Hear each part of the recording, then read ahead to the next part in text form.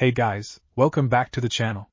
This is a story about what if Kid Naruto Anbu Commander Council bashing. Before I start, please support for more amazing content, and do consider subscribing to my channel and share this video with your friends. This is written by Lazycatgirl and link in the description and support writer. Let's start the video. Chapter 1. The light shining through the canopy of leaves littered the ground with the cooling hues of green. The trees that make up this canopy are ancient, easily over 1,000 years old, towering above the tiny figure basking in the safe warmth this cocoon of nature has made. The child, for only a child can be so small, sat in the alcove of the gathering of trees reading from a battered and worn book, its spine cracked from overuse. He wore an old white t-shirt, which was slightly splattered with the dirt of the ground, with a red spiral seemingly painted on taking up the center of his top and also the only color displayed on the child. His shorts were duller in color, gray with grass stains on his rear where he had sat upon the ground for so long. His feet were covered by the mud-cake sandals indistinguishable in color. Atop his head sat his shaggy blonde hair constantly disheveled no matter how many times it was brushed. Occasionally the bangs of his hair would drop into his amazing blue eyes, which he'd quickly and forcefully puff out of his way before he'd continue reading his book. His tan skin, easily noticeable in the mid-morning light, was wrinkled in great concentration as his eyes consumed the text before him. The crunching of the crisp new grass alerted the blonde to another presence in his little alcove of the forest. The stranger drew closer till the sound of their footsteps stopped. The boy finished his thorough investigation and glanced up from underneath his bangs at the newcomer. Naruto, the old man, puffed serenely on his pipe, sinking down to the child's level and leaning back against the tree the youngster was sat against. For one so young you certainly are a hard one to find, he stated whilst glancing at his blonde acquaintance. Reading that book again, are we? Sometimes I wonder why you like that book so much. He chuckled kindly. I think it's time for a mid-morning snack, don't you, Naruto? Again he glanced down at the boy, who was fast approaching the age of 4. Cookies and milk? Naruto replied, finally looking away from his book and showing his gleaming blue eyes. Of course, one's never too old for cookies and milk, the older of the two replied, pushing himself up from the ground while taking a puff on his pipe and extending his gnarled hand to the boy. With a grin spread across his whiskered face, the boy jumped up, tucking the book close to his body, and took the man's hand in his own. Sunlight streamed through the window, cascading across a desk overflowing with scrolls and paperwork. The leather-backed swivel chair occupied by a familiar old man, the third Hokage Hiruzen Sarutobi, turned from signing papers to his surrogate grandson Naruto Uzumaki, who was at that moment dunking his cookie into his glass of milk as most children do, with adamant delight. Half the cookie was dunked repeatedly before finding its way into the blonde's open mouth.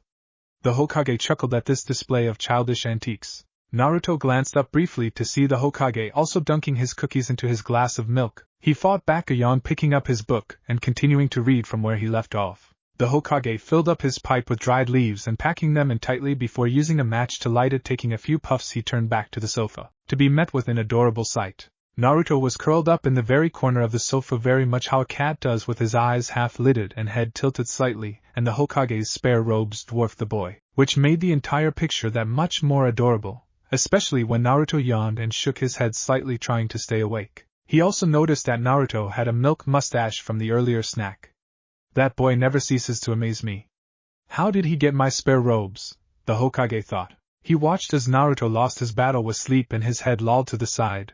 Small breathing noises evened out, showing that the boy was resting. With a small thump, the book that Naruto had been reading fell to the floor, landing face down. The Hokage pushed himself out of his chair away from the demanding pile of paperwork. He moved quietly round his desk to the sofa, grabbing the blanket draped across the back for just such an instant, and wrapped the blanket across the blonde. He softly carted his hand through the child's hair. Smiling at his innocence, crouching down, he retrieved the book, glancing towards the cover, then placing it on the armrests above the boy's head. The title read The Legend of the Gutsy Ninja. He chuckled before returning to his chair. He sighed before starting on the paperwork, which was mounted haphazardly yet organized on his desk. Naruto slowly woke, rubbing at his eyes gingerly. He looked up, glancing around the room. Where was his book?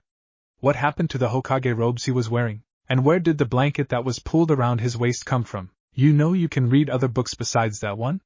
The Hokage replied, raising the hand that wasn't busy signing the paperwork, and pointed to the arm of the sofa where the book was situated. There are several bookcases stored in this room with books in them that you haven't yet read. His hand then waved vaguely around the room. Besides the desk that with its never-ending piles of paperwork and sofa, there were 2 bookcases in the room, as well as a nice little piano which was quite easily hidden behind the door. It was old but very well looked after, although it had been some time since it was last played. A month at least. The two bookcases, one tall and wide behind and to the left of the desk near the sofa, and the other, short and skinny, facing across from the sofa. They were both crammed full to the brim with books and the occasional scroll hanging out or on one of the many shelves. Stretching and twisting and turning like a cat, Naruto rose from the sofa over to the smaller of the two bookcases, scanning the shelves for something he hadn't read. He scanned the shelves at least twice before one book caught his eye. He'd read everything in this particular bookshelf except this one. Its bright orange cover was what drew him in. He was slightly more partial to orange than the author of the book. It was the same as his favorite, maybe it was a sequel. He slid it from its place in the bookshelf. The Hokage was signing away. He completed a stack and a half of paperwork when a soft cough caught his attention. Anbu don't normally draw attention to themselves, so why would looking up he saw Naruto with a familiar orange book in his hands. The Hokage's eyes widened. That's why the Anbu got his attention. Just as Naruto was about to open the book, it was no longer in his hands. Instead, the Hokage stood ruffled with the book in his hands, his eyes wide. Naruto, where did you get this book? Do you realize that this book is not for children's eyes? What were you thinking? The Hokage all but screamed. Naruto mutely pointed to the bookcase beside them where a gap had appeared, signaling that the book had once resided there. Then it clicked. Naruto was barely 4 years old. Of course, he didn't know that he wasn't to read the certain books till he was older. Wait, the book was found in his bookcase, but his copy of the book was in his desk, third drawer down, concealed by a genjutsu. How did the book get here? Kneeling down so that he was level with Naruto, and placing his hands on either side of his arms. I'm sorry, Naruto, I didn't mean to scare you. It was wrong of me to shout like that. I was shocked to see you holding this book is all. It should never have been in the bookcase in the first place. Why don't you pick out a different book? Naruto, still encased in the Hokage's arms, turned his head to the bookcase, gazing at the titles before turning his head back to the Hokage and shaking his head. But Naruto, why? Read he signed what, all of them? The boy nodded. What about the other bookcase? He inclined with his head. This time the boy shook his head. Standing with cracking knees, the Hokage guided the small child over to the second bookcase, which was filled with more scrolls than it was books. Picking one out, he held it out to the blonde. What about this one? He asked. The child nodded and took the book entitled Kona, a history. Moving over to the sofa, he took his seat in the corner and began reading. With another tired sigh, Sarutobi moved back over to his desk, dropping into his chair. He pulled open the third drawer down, released the genjutsu, and was amazed to discover his copy of the orange book currently in his hand was exactly where he left it. Where did this one come from then? Sighing, he reapplied the genjutsu, closed the drawer, and summoned an anbu to get rid of the orange book known as Ika Paradise before once again commencing with his paperwork. The soft hum of voices wandering up the corridor alerted Sarutobi that his jonin meeting was soon to commence. He ran a wrinkled old hand down his face. Jonins, although at the top of the carrier chain mainly, could act very childish if things didn't go their way. He shuddered at the memory of the last meeting and its resulting actions. He signaled to the anbu stationed at his door to open it for the approaching shinobi. The horde of chattering jonin and special jonin descended into the room. With a patient gaze and intense glare, the Hokage quickly silenced the room, clearing his throat, and just as he opened his mouth to speak, a low rumbling growl filled the room. Every head turned in the direction of the sofa where Naruto was still sat, reading, although sheepishly, as his stomach had interrupted the meeting. Naruto, I forgot you were sitting there. Why don't you run off and grab some lunch? I'll pay, just ask Tucci to put it on my tab. The Hokage smiled gently at the boy. Sheepishly, Naruto rubbed the back of his head. Placing the book down, he uncurled himself from his cat-like position on the sofa and steadily made his way towards the door while the entire room watched his every move. A clearing of the throat stopped the boy in his tracks. Turning, he raised his head to face the Hokage. Aren't you forgetting something, Naruto? The Hokage inclined. A confused expression appeared on Naruto's face. Then when the Hokage held his arms out, the light dawned. He gave a quick glance to the other occupants of the room, turned a pleading look to the old man who just held out his arms, and twitched them, indicating a yes, I'm serious look to the boy. Embarrassedly, Naruto made his way over to the old man, clambered into his lap where he received a grandfatherly hug. What grandchild doesn't give his grandfather a goodbye hug? But I am not your grandson, Naruto signed shyly back. Maybe not by blood, no. But to me you will always be my grandson. He squeezed a little tighter before releasing the boy from his hold. Now be off with you, go eat some food and remember it's on my tab. The retreating blonde merely raised a hand in acknowledgement, book tucked under his arm, before disappearing out the door with a click, shut it behind him. The lone figure glided silently over the rooftop, stopping every once in a while to look down around him. Not seeing what he was looking for, the figure moved on. Within a short space of time the figure had arrived on top of a building where 3 other figures were waiting. He inclined his head and each of the other figures replied with a negative response. They gazed about the village before disappearing off into different directions. Each figure was on the lookout for a small blonde-haired boy, at the request of the Hokage. That was this morning with a few chunin. As the search progressed, the anbu had been called in. It was fast approaching the evening. They had searched most of the village including the orphanage, and the forest. Neither of these places held their elusive charge. The banners of the festival below hindered their search. Trust the child to wander off on the eve of the new year. Well, December 30th anyway. The child had always been a hard one to find. Shaking his head, he turned in the direction of the village gates where a brief chakra flare had alerted his attention. High up in a tree overlooking the gates of Kona stood a blonde-haired boy clinging onto the trunk of the tree while hanging precariously out on one foot to see past the gates. All he wanted to see was what was outside of the gates. He'd never set foot outside the village, but he was curious. Mainly trees, I suppose that comes with living in the village hidden in the leaves. A shift of pressure on the branch alerted Naruto that he had been found by someone. From the way the branch was beginning to groan and how silently the individual had arrived, he'd say it was one of the masked ones, a male one too. Sheepishly he raised his hand to the back of his head and turned while rubbing at it. Then with an almighty crack, the branch that Naruto and the masked one were on snapped, causing both to fall rather unflatteringly towards the ground. The anbu maneuvered his body into a position that would allow him to land more gracefully as well as being able to grab the blonde child who was falling alongside him. But Naruto was no longer falling. His eyes were closed, and he had spread his arms wide almost like he was flying. The look of serene peace on his face startled the masked one. Naruto then opened his eyes and with meticulous feline grace arranged his body so that he would land without injury. The anbu landed beside the crouched figure of the 4-year-old. Who would have thought a 4-year-old with that much grace snapping out of his thoughts when the child tugged at his pant leg and tilted his head inquiringly up at him. The Hokage has requested your presence, although we are rather late as he asked for you this morning. The anbu signed to the blonde, who smiled sheepishly again before walking in the direction of the village. The anbu signaled to the figures stood on the roof and when they disappeared followed after the boy. The village was in a constant buzz of movement with the merchants and traders shouting and calling, wrapping and stacking, racking and selling. The villagers running around buying and packing, shouting and arguing, browsing and gossiping. The decorations were amazing.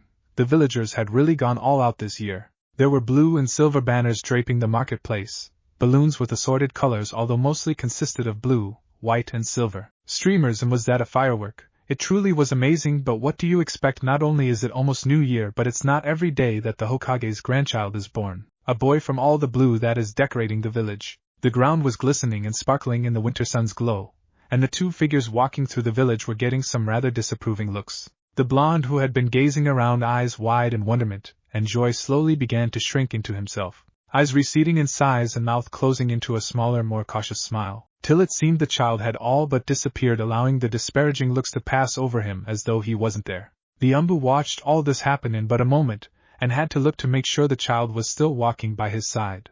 Angrily he sent a chakra flare towards the villagers, but when he looked back towards his blonde-haired charge he found he had flinched away. He's sensitive to chakra and graceful as a cat already? He stopped releasing his chakra and watched as the child physically relaxed. They carried on walking through the village, passing all manner of shops and vendors when Naruto suddenly stopped. The anbu, who had carried on walking, glanced back to see that Naruto was staring into a shop window. As he walked back to where the child was, he found that it was in fact a toy shop, with lots of different cuddly animals displayed in the window. Naruto was cutely biting his lip while looking through his frog purse and contemplating whether he'd be able to afford it. The anbu knelt down beside him, looked up at the display and tried to figure out what had the boy so enraptured. What is it? The boy's eyes widened when he realizes that the masked one is still there, and then he pointed to the toy in the window. Why do you want a toy now after being summoned to see the Hokage? We're already late as it is, the anbu replied.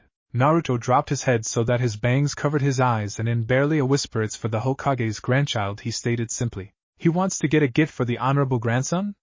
The anbu looked back down to the blonde when he felt a tug on his sleeve. Naruto held up his frog purse to the anbu. Would you? The blonde asked. The anbu looked at the boy in shock. Just as he was about to speak, Naruto beat him to it. Not aloud, still using minimal words. I see. Sighing, the anbu stood up and entered the shop with the frog purse in hand. After the anbu returned with his frog purse and the stuffed animal, Naruto just stared in awe at the toy. It was almost like he hadn't had a toy before. The anbu returned the frog purse to Naruto before slowly giving the toy to the child. Naruto lifted the stuffed animal to inspect it, turning it this way and that before nodding and clutching it tightly to his body. He smiled up at the anbu in thanks, then moving off in the direction of the Hokage mansion with the anbu trailing behind. Looking down at the blonde beside him, the anbu decided he wasn't entirely happy with how the blonde was dressed in this seasonal weather. Said blonde was dressed in merely a t-shirt and shorts with a tattered old cloak which barely had any resistance to the wind. Sighing and with a shake of the head, the anbu removed his black cloak and draped it around the boy beside him. The boy jumped when the cloak was draped around him. It was so big it practically dwarfed him, which was kinda cute with his blonde hair all tousled, his big round blue eyes staring lovingly at the toy he had purchased and tripping over the too long cloak. Oops, the anbu grimaced before stooping down to pick the blonde up from his place on the floor, placing the child at his hip and setting forth once more. The child was so surprised at this action that he was stiff as a board and his eyes were huge. It took quite a while for the child to realize what was actually happening. He was being carried. How was he meant to feel in this situation? Slowly he started to relax as the masked one's heartbeat lulled him into a sense of safety and security. Now that the anbu had Naruto so close to him, he could feel the difference in temperature. It was apparent the child was warmer in the cloak, but he frowned upon noticing that the child was so small and light. Naruto tapped the man's shoulder to draw his attention to him, and pointed up towards the rooftops. The anbu, getting the seldom speaking child's idea, leapt up onto the rooftops and, maneuvering the child into a piggyback position, started jumping across the buildings in typical ninja fashion. The wind rushing through his hair was calming. He wanted to go faster. Barely a whisper in the wind, but it was heard faster. Gathering Churka to his feet, the anbu did as asked. It was like flying, the blonde decided. It was amazing, exhilarating, and he laughed in glee. The anbu looked back when he heard the sound of laughter. Naruto was smiling and laughing as the wind whipped past him at an incredible pace. The kid barely even smiled, let alone laughed, but it was amazing. His smile was so bright, innocent, and contagious. But when he laughed, you just wanted to join in with him.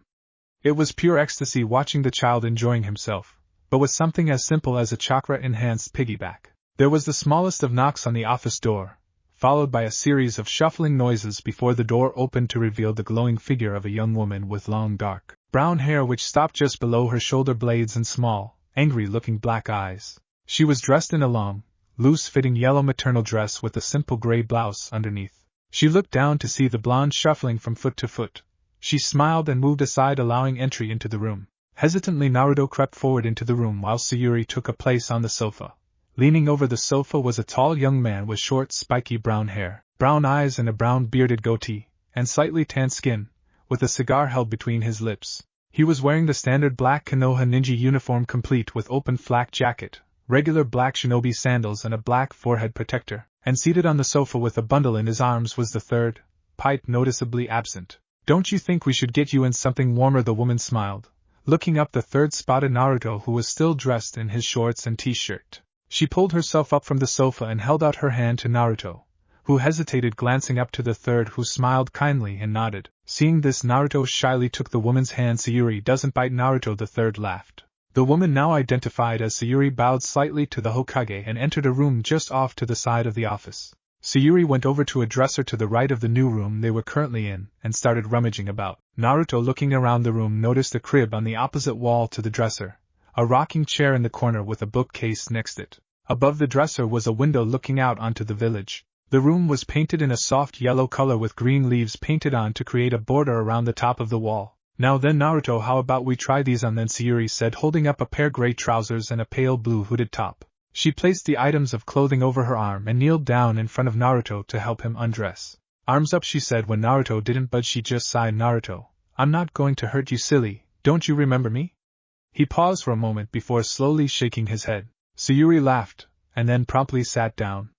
"Well then, let's try this again. My name's Sayuri Sarutobi, the Hokage's daughter-in-law. My husband," the man leaning of the sofa, "is Ikaru Sarutobi, the third's eldest son. I'm a Chunin ranked ninja, while Ikaru is a Jonin." She paused to look at Naruto. "Here, I used to read you stories at night when you stayed with the third. I'd also donate clothes and toys to the orphanage. Is that better for you now, Naruto?" Naruto nodded at this and lifted his arms up so that she could lift his t-shirt up and replace it with the hoodie. Next, she helped him to step out of his shorts and pull up the trousers. Smiling, she stood up, neatly folded Naruto's clothes and held out her hand. "See, that wasn't so bad, was it?" Naruto shook his head again, and taking her outstretched hand, they proceeded back into the main room they had left moments ago. "Have you decided on a name yet?" the third asked. Ikaru embarrassedly placed his hand at the back of his neck and started to rub. "Well, actually, we were kinda hoping that." "Well, That you'd like to name him, he said in his rough, gravely baritone. The third shock looked up from the bundle in his arms to first his son, then Sayuri, who had once again taken her place on the sofa. Yes, old man, it would be an honor if you'd kindly name your grandson, she replied whilst leaning forwards to pick up Naruto, who tensed when he was lifted, and place him gently in her lap, running her hands soothingly through his hair. I will, thank you. What should I call you then, little one? He said, gazing down at his grandson. How about Yamato? No, that doesn't sound right. He gazed out the window over the village of Konoha, then gently said Konohamaru. That's a wonderful name, old man, don't you think, Ichi? Sayuri sighed, still running her hands through Naruto's hair whilst gazing lovingly up at Ikuru. Yeah, it is, he replied, watching his wife. Naruto, who had finally settled in Sayuri's lap, tugged on her sleeve to gain her attention.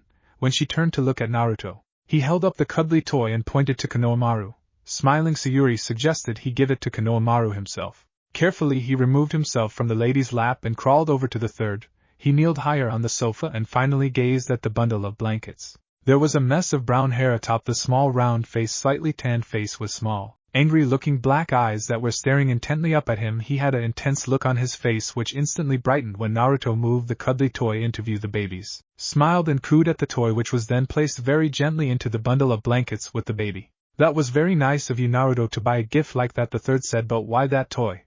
He said, pointing to the little floppy-eared brown dog now wrapped in the blankets. Not a monkey, came Naruto's small shy reply.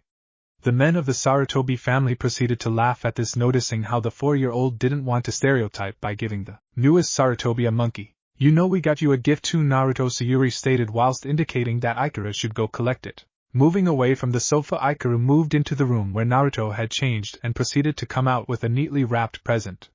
It was orange with a blue bow on top. It instantly caught Naruto's attention. However, he wasn't too sure what to do when he was presented with it. You rip open the wrapping to see what's inside, Ikuru explained.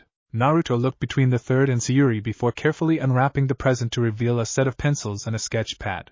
Dad said you were quite creative, so we thought we'd give you an outlet for it, Ikuru stated before showing Naruto how to get started with his new gift. Sayuri gazed contentedly at her family. Would you like to hold him, Naruto? It's easy enough, and I know you won't drop him, Sayuri asked. Sitting back, Naruto was shown the correct way to hold the baby by Sayuri, and the third carefully placed his new grandson into Naruto's arms. Naruto glanced at Sayuri, then at Ikuru, and finally at the third. All were smiling at him, and the baby in his arms. There was the sound of a shutter closing and a soft cough that caught the attention of everyone in the room. The anbu that had collected Naruto earlier walked over and presented the third with the photograph he had just taken whilst ruffling Naruto's hair and removing the orange book which had suddenly appeared in Naruto's lap before fading back into background. Chapter 3. Blue eyes gleaming in the corner of the room, all that can be seen in the darkness, slinking ever so quietly to the cot in the middle of the room, jumping up onto its railings. The blue eyes peered down onto the sleeping newborn.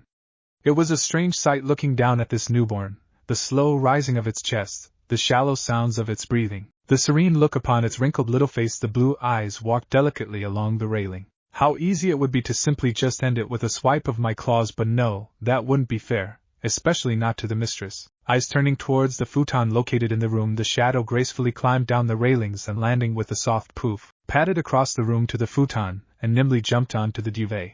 And now this one again, he's come into my territory, the strange little child with blonde hair and whisker-like markings on his face, a small sniff. Smells strangely, almost demon-like, blue's eyes widening.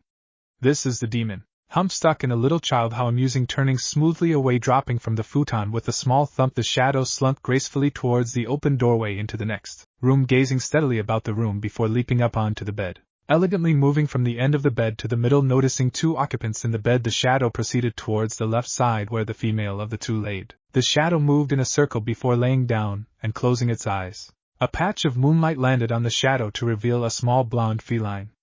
Orange stripes patterned the blonde with a splash of white on the tip of its tail. The female moved her hand so that she was absently stroking the cat. Enjoying the sensation, the cat curled onto its back to reveal a little white underbelly, allowing the human to stroke its belly. 2 anbu stood at the side of a doorway, minding their time to the end of their shift. They were currently surveying the hallway, which consisted of nothing. Not one person had entered this particular hallway, which made for a rather easy and boring job for the 2 anbus. One anbu was wearing a turtle mask while the other was in a cat mask. Both were wearing the typical anbu attire. A shift in chakra pulled the attention of both anbu before the shift disappeared. Cautiously the cat anbu moved so that he was further down the corridor. Glancing around he saw nothing till he looked at the plant. He noticed a second shadowed shape hidden beside it. That's the cloak of invisibility technique. It's small, and it's about time my shift ended, so that could only mean a shift in chakra. The other end of the corridor pulled their attention to that direction. How'd he manage to do that? Moving back towards the doorway, Cat positioned himself to one side of the doorway, hand prepared to pull out a kunai at a moment's notice. Dum, the only sound in the corridor, but where was it coming from? The two anbu stationed outside the door looked at each other in puzzlement. Dum, the sound appeared to be moving closer, but where was it coming from? He's stalking us. The two anbu looked left and right until dum. With a flourish, the cat mask that had been adhering the young anbu's face was now moving at a frightening speed down the corridor. In complete shock, both anbus watched as the yellow blur sped around the corner. Just as his anbu partner was about to look at his unconcealed face, Cat ran after the yellow blur he instantly recognized that was giggling with glee. Rayar! Naruto, what? I'm gonna need my mask back. Naruto, wearing orange shorts and white t-shirt holding the cat mask, he had stolen off his favorite anbu, on his face using both hands while running and making roaring noises, and being chased by a maskless anbu was having a great time. Cat was his favorite anbu because he took the time to get to know him and play with him. He played all sorts of games, but hide and seek was his favorite. Running into the Hokage's office while still being chased by Cat, Naruto unknowingly disrupted an important meeting with the higher-ranking anbu ninja of the village. Naruto stopped suddenly mid-stride, moved the mask to the side of his head, and turned to the Hokage and bowed in an apologetic manner. With mirth in his eyes, the Hokage chuckled. How did you get your hands on that then? Holding his hand out waiting for the mask to be placed in his hand. With disappointment evident in his body, he reluctantly took the mask off of its slanted position on his head and placed it into the Hokage's extended hand. Once the mask touched the Hokage's hand, he threw it to the empty space just to the left of the crowd of ninja, where it was caught and placed onto the face of the anbu who was forming in front of him. Try not to lose that, Cat, the Hokage reprimanded. Naruto, who was facing the Hokage with eyes closed so as not to see the anbu's face, turned and opened his eyes to see the imposing figure of Ibiki Marino staring down at him. Ibiki Marino was a big bear of a man with a broad frame and scars covering his face.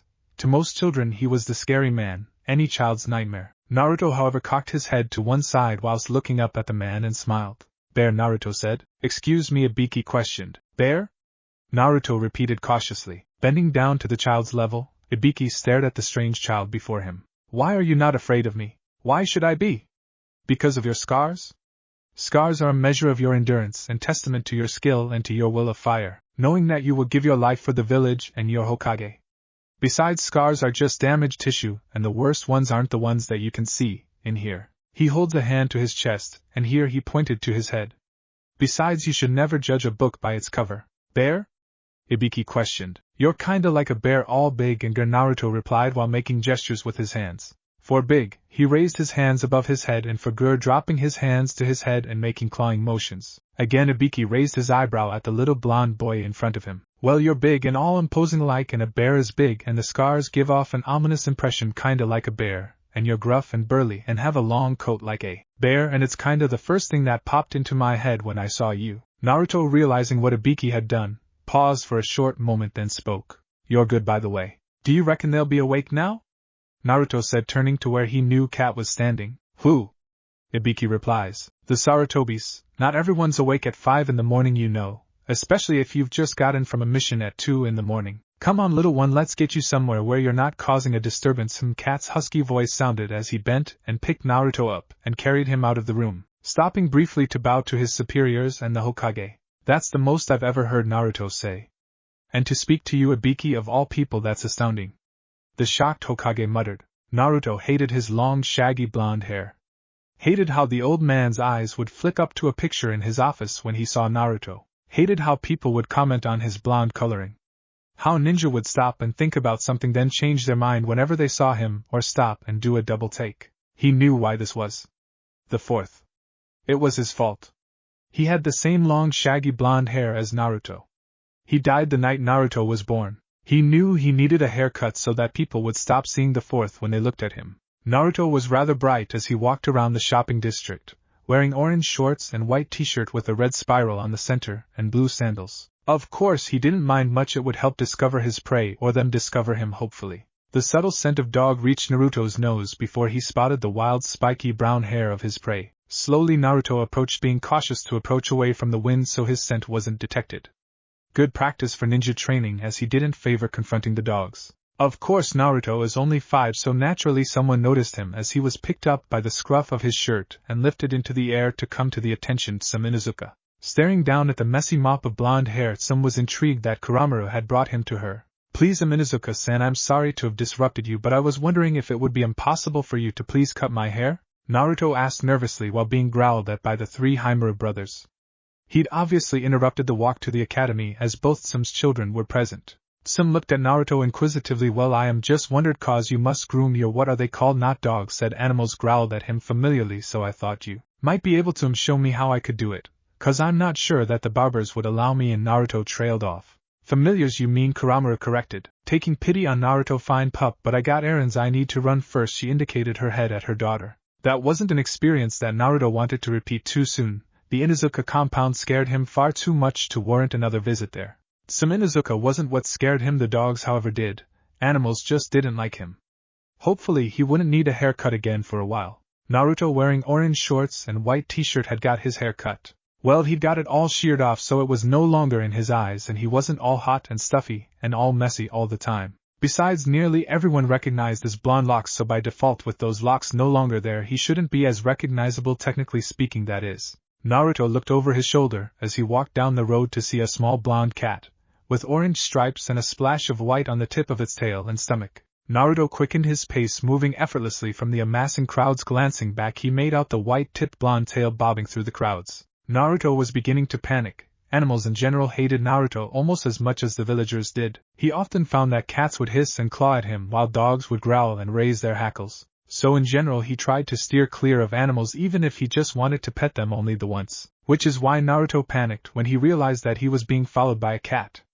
Naruto's quickened pace turned into a run as he tried to outmaneuver the following feline. Naruto glanced back once again as he turned into a dead end to find no sign of the blonde cat. Turning round in glee to face the dead end, he saw the blonde cat stood atop the fencing, where it leapt down, knocking Naruto quivering in fear to the floor. Meow. From the entrance of the alleyway, a masked figure approached the extremely frightened child cowering on the floor with a small cat leering over him. Hey little one, what's wrong? Asked the cat masked Anbu. Looking up with tear-filled eyes, Naruto jumped up into Cat's arm, where he trembled and sniffled and cried. Shocked but catching the blonde figure carefully, Cat instantly started rubbing circles on his young charge's back, trying to soothe him. Looking up from the quivering bundle in his arms to see Sayuri's cat staring at him, blue eyes inquisitive, with its head cocked to one side, eerily similar to how Naruto does. Naruto, why are you afraid of Lady Sarutobi's cat? Cat inquired. Wet mumbles against his chest were incoherent even to his well-trained ears. You're gonna have to speak clearly, little one. I can't understand your tearful talk, he said, whilst Naruto was wiping the back of his hand across his nose. Mum has a cat. Naruto sniffled into Cat's shoulder. Yes, she does. Cat nodded. Now are you going to tell me why you're scared of it? Naruto dipped back a little so he could see Cat properly. Animals in general hate me almost as much as the villagers do. Cats hiss and claw at me while dogs growl and raise their hackles. It's kinda scary. I'd understand if I'd done something, but I don't think I have. How strange the little child thinks animals hate him when we're just reacting to the demon we sense inside him. Maybe he doesn't know about the thing inside him. Quirking her head to the side a little, he said the villagers hate him, then no wonder he's scared. He thinks we'll do what the villagers do, and I'd be quite willing to do just that with a swipe of my claws. The cat's eyes narrowed. Damn stupid villagers. Stretching languidly, the cat straightened before swiftly moving towards the kneeling duo, and upon reaching them started weaving along. Naruto's legs rubbing against him, moving round to the child's front. The cat climbed up into his lap, purring contentedly when Naruto, after a quick glance at Cat, hesitantly started to rub the cat's head, who closed her eyes in contentment. See, not so bad now, is it? Cat asked. Naruto shook his head while still rubbing the cat's head. Smirking behind his mask, Cat removed himself from Naruto, and his new-found feline friend. Cat glanced cautiously out the alleyway, remembering what Naruto had said about the villagers. Noticing a few presences either side of the entrance, he casually raised his chakra level, which caused both Naruto and the cat to twitch momentarily, before lowering it again when the presences had retreated away from the alley. Now how am I going to explain to your mother about your hair? Cat stated as he ran his hand through Naruto's non-existent hair. No bath! No bath! Naruto shouted as he ran gleefully through the corridors of the Hokage Tower. The ninja meeting in the Hokage's office could hear the entire commotion. How does he still have all this energy? The third thought whilst rubbing his forehead tiredly. And who forgot to shut the door? Damn ninjas! The ninjas in the room mostly contained disgruntled expressions upon hearing the voice of their ire, which soon turned to complete shock upon hearing the next sentence. Naruto Uzumaki Sarutobi. Naruto stopped running just outside the office doorway, turning with eyes wide and face completely shocked to face the annoyed expression on Sayuri Sarutobi's face, marching up to Naruto, face red and stomps landing heavily on the wooden floor. That made you stop, I see. Next time maybe I'll add your middle name. Huh, what's wrong? Why are you looking at me like that? She said, anger quickly dissolving into confusion. You called me Sarutobi? Naruto questioned in his quiet, gravelly voice. It made you stop running, didn't it? But I'm not a Sarutobi. Are you not the Hokage's grandson? Yeah, but I'm not a real Sarutobi, he whispered. Oh, Naruto, she said, kneeling in front of him, you may not be a Sarutobi by blood, but we treat you like family. That's why the old man will never let you go without receiving a hug. Why I tuck you in at night, read you stories, help you when you're confused or hurt. Family isn't just about blood and who you're related to. It's about people you trust and care for, and they become your precious people. Precious people? He questioned, tilting his head to the side in a cat-like fashion. People who you trust and care for, they're the ones who become your precious people, the ones you're willing to give everything for. Taking a breath, she continues, you may not understand it yet, but you will one day, and that's why you'll make such a great big brother to Konohamaru, she said, embracing him in a hug. The ninja in the Hokage's office were stunned. They couldn't believe what they were seeing. The demon child was partially covered in mud with twigs and leaves sticking out all over his hair. And there was Lady Sarutobi willing, talking and caring for this monster, and what she was saying really started to cause them to think. Granted, you don't have Sarutobi in your name at all, but you're a speedy little one and I want you bathed and in bed by 8 o'clock. How else am I going to catch you? Besides, you've got a long journey ahead of you tomorrow, she said knowingly. The ninjas in the office face planted. No bath, Naruto said stubbornly. Why, what's wrong with baths? It's all bubbles and toys and little rubber duckies, she questioned, making little squeezing motions with her hands when talking about rubber ducks. Naruto had a blank expression on his face. Suddenly the Hokage's daughter-in-law got a dark look on her face. I don't want to know how they washed you at the orphanage. She took a deep breath. But no son of mine is going to stay all dirty and grubby because some incompetent fool can't see the little boy you are. I would never hurt you, Naruto, you know that. Trust me when I say you'll enjoy a bath, it's lots of fun. Okay, Naruto meekly replied and took Sayuri's proffered hand and together walked back the way they had come to enjoy bath time. Chapter 4. Walking through the foliage of the ancient trees located almost solely in the land of fire was the Hokage, his escorting ninjas and their young charge who was accompanying them all on this long journey. The patterns of leaves where the light fell across the canopy scattered green hues shaped like leaves and shadows across the party. The group of 5 ninja were walking in blissful peace loosely surrounding the Hokage. The Hokage, dressed in the ceremonial Hokage robes that he usually wore along with the traditional hat, was puffing serenely away on his pipe whilst holding the hand of his young charge. Naruto, with his new hairstyle, sheared hair, was wearing a blue top and black trousers with brown boots and an orange scarf, his eyes darting everywhere in curiosity. Naruto was full of excitement. He'd never been outside of the city gates before, and now here he was with his favorite person ever, and the Hokage, his sort of grandfather. One of the hooded anbu that was chaperoning the Hokage and Naruto moved closer to the walking pair as the Hokage looked sternly down at Naruto, still not happy that the child had his distinguishable blonde locks cut off, leaving him with a considerable length of hair left on top with the sides cut a lot closer to his head, almost like a faux hawk but not styled. The anbu nudged Naruto a little while inclining with his head towards the Hokage. Naruto glanced up at the hooded anbu and spotted the familiar cat mask. Nodding, he took a brief breath and glanced at the Hokage. Hokage-sama, what sort of trees are these? Naruto said as the group accompanying the Hokage walked down the forest path leading away from Konoha. And are they like the ones in Konoha? How old are they? Do they reach all the way to the Fire Daimyo's palace? Take a breath, Naruto, the Hokage chuckled. I've never seen you so full of excitement. I've never left the village before, Naruto stated. Oh, of course, he took a puff from his pipe. What was your first question again? Oh, these are trees created by the first Hokage using his wood-release technique, and they lead quite close to the Daimyo's palace and mainly found in Konoha. It would have been nearly 100 years since he made them, but I don't know how old they are. What's the palace like? You'll see, Naruto. You want a tree jump? Naruto cat asked. Seeing the smile light up Naruto's face, he bent down, allowing Naruto to climb on his back. Making sure he was safely on his back, he leapt up into the trees, keeping pace with the ninja that had remained on the path. I've got to remember to give Cat more time off. He does wonders with Naruto, the Hokage thought before signaling the rest of the ninjas into the trees. Well, it will make the journey take less time. The town of Hinomaki was surrounded by a vast wall of white stone which eventually joined the daimyo's palace walls. aligning the road leading towards the palace where the bustling villagers were wandering between the street vendors. Crossing a bridge overlooking the river meandering through the town, Naruto at last caught sight of the palace. The palace was majestic, made from the same white stone as the guarding walls of the town with dark green roof tiles. It was easily twice the length of the Hokage Tower with huge grounds and amazing garden with ponds and rivers flowing throughout the grounds with sakura trees blowing in the warm wind. With pink blossoms dancing around the group, they proceeded through the gates of the palace. "Ah, Hokage-sama, a pleasure to see you again," the fire daimyo said as he greeted his guests into his palace. The daimyo was accompanied by two people who Naruto assumed were taking on the roles of the Hokage Anbu.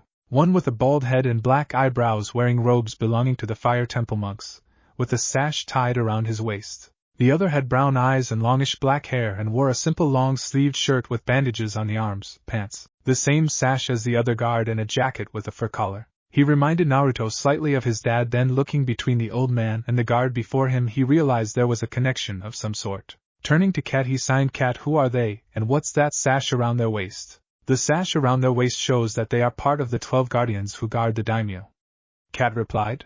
"I am Chiriku, a ninja monk. My friend here is Asuma Sarutobi from your village," the monk signed, shocking Naruto. Naruto looked to Cat, then inclined his head to the old man and Asuma. "Yes, the Hokage's son Asuma, your dad's little brother," Cat signed.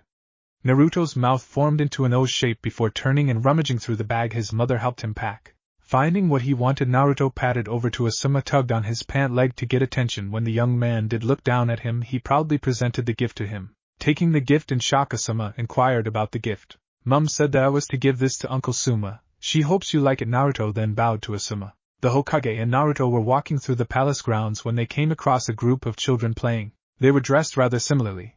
They each wore a style of gray robe with white trousers underneath if they were a boy, or gray and white dress-type robes if they were girls. There was one child with shoulder-length bluish hair, who wore a similar outfit to Chiriku, the ninja monk Naruto had met earlier. The children were playing with a ball, trying to get the ball into one of two goals. Naruto watched as a child kicked the ball towards the goal closest to the guarding wall, and missed by a wide berth, causing the ball to ricochet after the wall and bounce towards where the boy wearing monk clothes was standing. Naruto, who had stopped to watch the child, looked back up at the Hokage as he was pushed towards the playing children. "Ask them if you can play with them." "Go on.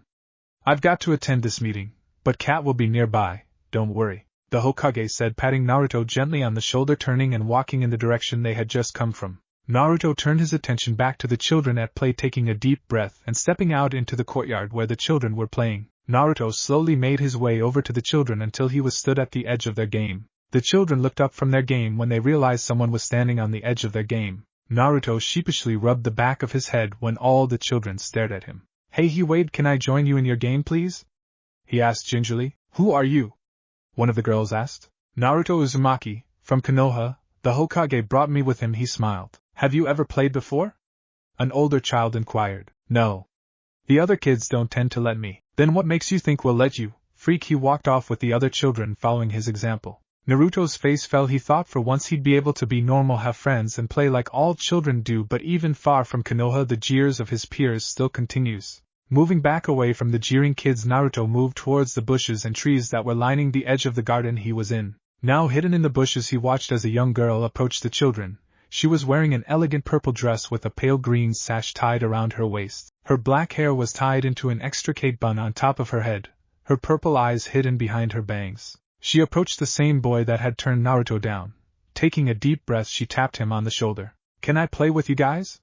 she asked boldly. Turning around, the elder child proclaimed, "But you're a little princess, and princesses don't play. Go on, run along to your lessons, princess," he sneered snobbishly, motioning for the other children to move on and continue elsewhere. The little princess turned on her heel and stormed away into the building. Naruto had watched the whole thing intently and decided that he was better off following the little princess. He moved away from his hiding place and moved quickly back into the palace. He moved down the hallway in the direction the girl had run. Finally, Naruto came across a room where the little girl was. She was in a sort of playroom. Naruto had seen the one his parents had started to prepare for Konohamaru and him to use. This room, however, was finished and full to bursting with things for her to play with. There were games piled up neatly in the corner, bookcases lining the walls, paint pots, crayons and clay in one corner, and in the center of the room was the young girl Naruto was looking for. She had a big pink pony cuddly toy that was squeezed tightly in her arms. "Are you okay?" Naruto tentatively asked. Shocked, the little girl spun around, toy still clutched tightly in her hands. Who are you? What do you want? She sniveled in anger. I'm Naruto Uzumaki and I wanted to see if you were okay. He hesitantly replied. What are you talking about, little princess? He questioned. The girl's face turned stony as she jumped up, an expression of anger on her face, dropped the toy and exclaimed. I'm not a little princess. I'm Kimiko Sure Jimmy, the Fire Lord's daughter. Sorry. Would you like to play together? Why would I want to play with you? Go find some other commoner to play with. Sighing, Naruto shook his head. Little princess is used to make you feel isolated and alone. The children call you that because they are intimidated by your power and status. They don't like the fact that you're a girl who will one day rule the country. But girls can be incredible people. You just have to be willing to push past it, Naruto said as he turned and left the room. The Hokage was seated at one end of the table while the daimyo was seated at the other, with the respected personnel surrounding the edge of the room. The Hokage started to stuff his pipe while he waited for the daimyo to start the meeting. Lighting his pipe, his eyes wandered over to the fire guardian station behind the daimyo. He noticed Asuma. He really needed to sort things out with him. As soon as this meeting is over, the Hokage decided. The third approached Asuma just as he was entering the guardian quarters. Asuma? The Hokage called, hoping that his son would grace him with his presence. Sighing and placing a cigarette between his lips, Asuma turned to face his father. Why did you bring Naruto with you, old man? Asuma replied absently, lighting his cigarette with his silver Zippo lighter. Ikiru and Sayuri took him in and I thought it would be better if he were with me for a while so they don't have to worry about him while they care for their baby. Worry about him? Why would they worry about him? Why'd they have him anyway? He turned his head away and exhaled a puff of smoke. Naruto hasn't had a very nice life, Asuma-san. Naruto was placed in an orphanage and that wasn't a very pleasant experience for him. They kept him until he was 3, then chucked him out. He was living on the streets with occasional visits to me before Lady Sarutobi found and took him under her wing. He's still careful about what he calls us. Sayuri tries very hard to give Naruto a normal life and to allow him to call us by family terms, hence why your Uncle Suma. So he's a Sarutobi now? No, he's still Uzumaki, but he's welcomed into our family circle. You know, it took me weeks to get Naruto to talk to me and yet he spoke to you practically straight away. Why didn't he talk to me straight away? The Hokage thought sadly. As the two important figureheads continued their discussion, the door situated behind the Hokage opened and closed, allowing enough space for a small figure to walk into the room and, unnoticed by all in the room, make their way silently over to where the two figures were seated. Gazing up briefly at the figure closest, the small figure clambered up the chair and into the Hokage's lap, where he proceeded to in a very cat-like manner curl up and steadily fall asleep. The Hokage in surprise looked down at his lap to see a napping Naruto sprawled on his side while still curled head facing up, much like Nami tends to do when dreaming. A small smile appears on the Hokage's face as he lovingly runs his hand across Naruto's non-existent hair. Asuma and Chiriku had wandered into the palace gardens where the children were playing. Looking around, they noticed that both the daimyo's daughter and Naruto were not playing with the other children. Scanning the garden, they couldn't find neither hide nor hair of the two children. Moving through the garden, the two guardians scanned the area, hoping to find a glimpse of the two errant children. It wasn't until Asuma was stood under one of the trees that lined the edge of the grounds that he spotted a foot dangling a few inches above his head. Following the sandaled foot upwards, he found a set of orange shorts which led into a black t-shirt which led to the blonde-haired Naruto. Naruto sat on the branch with one foot dangling down while the other propped up his sketchbook, leaning back against the trunk of the tree. She's not out here, Naruto said as he continued his sketch while directing his question at Chiriku, who had just moved up next to Asuma. Well, where is she then? Asuma asked. Naruto pointed back towards the house with his free hand while continuing to draw in his sketchbook. May I ask why both of you aren't playing with the other children? Chiriku inquired. Naruto moved so that his sketch pad couldn't be seen by Asuma's prowling eyes. It's harder when you're a child of someone powerful or wealthy. People tend to have an opinion of you. And people like me tend to have a harder time in general, he said as he closed his sketchbook and flipped out of the tree, landing perfectly in a crouched position. So what are you two doing? Naruto nosily sighed. We were just on our way to train. Perhaps you'd like to join us? Chiriku inquired. Can I? Really? Naruto sounded so unsure that it threw both guardians for a loop. Of course, Chiriku replied. Sure, why not? Just don't hurt yourself, okay? Asuma stated as he lit up a cigarette, causing Naruto's nose to wrinkle when the smell hit his sensitive nose. It's gotta be a Sarutobi thing. That smoking business, Naruto concluded. Grandpa's got a pipe, Dad's got cigars, and Asuma has cigarettes. Naruto muttered whilst Chiriku chuckled and Asuma grumbled. Finally, the trio came across a nice open space where they could begin training. Naruto settled down on the edge of the area with sketchbook in hand, and the two guardians began their practice, first by stretching and relaxing their muscles before moving into the stances and commencing battle. Naruto's attention flickered between the two fighting guardians and his sketchbook. It was interesting watching them train, and even more interesting when he noticed Chirika's stances. They weren't like anything he'd remembered seeing before in the books of Konoha. He assumed they were the fighting styles of the monks, as that's what Chirika said he was.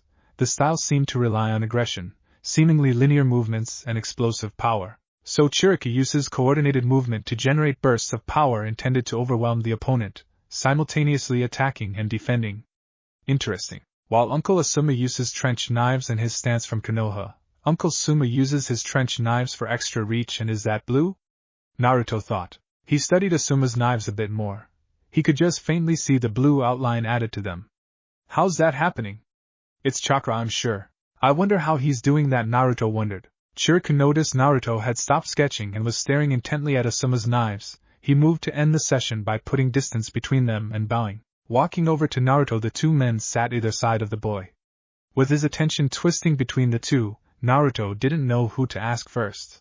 Asuma lit up another cigarette as he slouched with his hands behind him supporting his body. Casting an eye over to the young blonde, he noticed the fixation on his chakra knives. Breathing out a puff of smoke, he moved one onto his hand and showed it to Naruto, whose inquisitive nature showed in his face. This is my chakra-enhanced trench knife. They are made from a chakra-enhancing metal. When infused with wind-natured chakra through chakra flow, it can easily pierce through stone. The thing is, people can often misjudge the distance they need to avoid them, as the added chakra lengthens the blade, causing them to be cut even though it appears they've dodged the attack. He explained, demonstrating what he meant by pushing chakra through the knife. Naruto's eyes widened in awe while viewing the knife and listening to the explanation, and nodded to show he understood, turning his wide eyes towards Chirika, waiting for him to explain what he was doing. The style I used appears to rely on aggression, seemingly linear movements, and explosive power, using coordinated movements to generate bursts of power intended to overwhelm the opponent, simultaneously attacking and defending. It is one of the styles of the ninja monks. Although I don't like this style very much, I still need to practice. I prefer the style that relies on dodging and countering your opponent's attacks. Would you like to learn some of this second style? Nodding eagerly, Naruto jumped up and began to go through a few minor stretching exercises. When fully stretched, he stood intently in front of Chirika awaiting instruction. Asuma, still sat on the side, chuckled as Naruto was shown through the beginning stances of the ninja monk's traditional taijutsu when he noticed Naruto's sketch pad. Slyly he moved so that he was able to see the sketch pad better, and just as he was reaching out to turn the page, Naruto landed on the sketch pad, effectively closing the book and stopping Asuma from seeing the contents.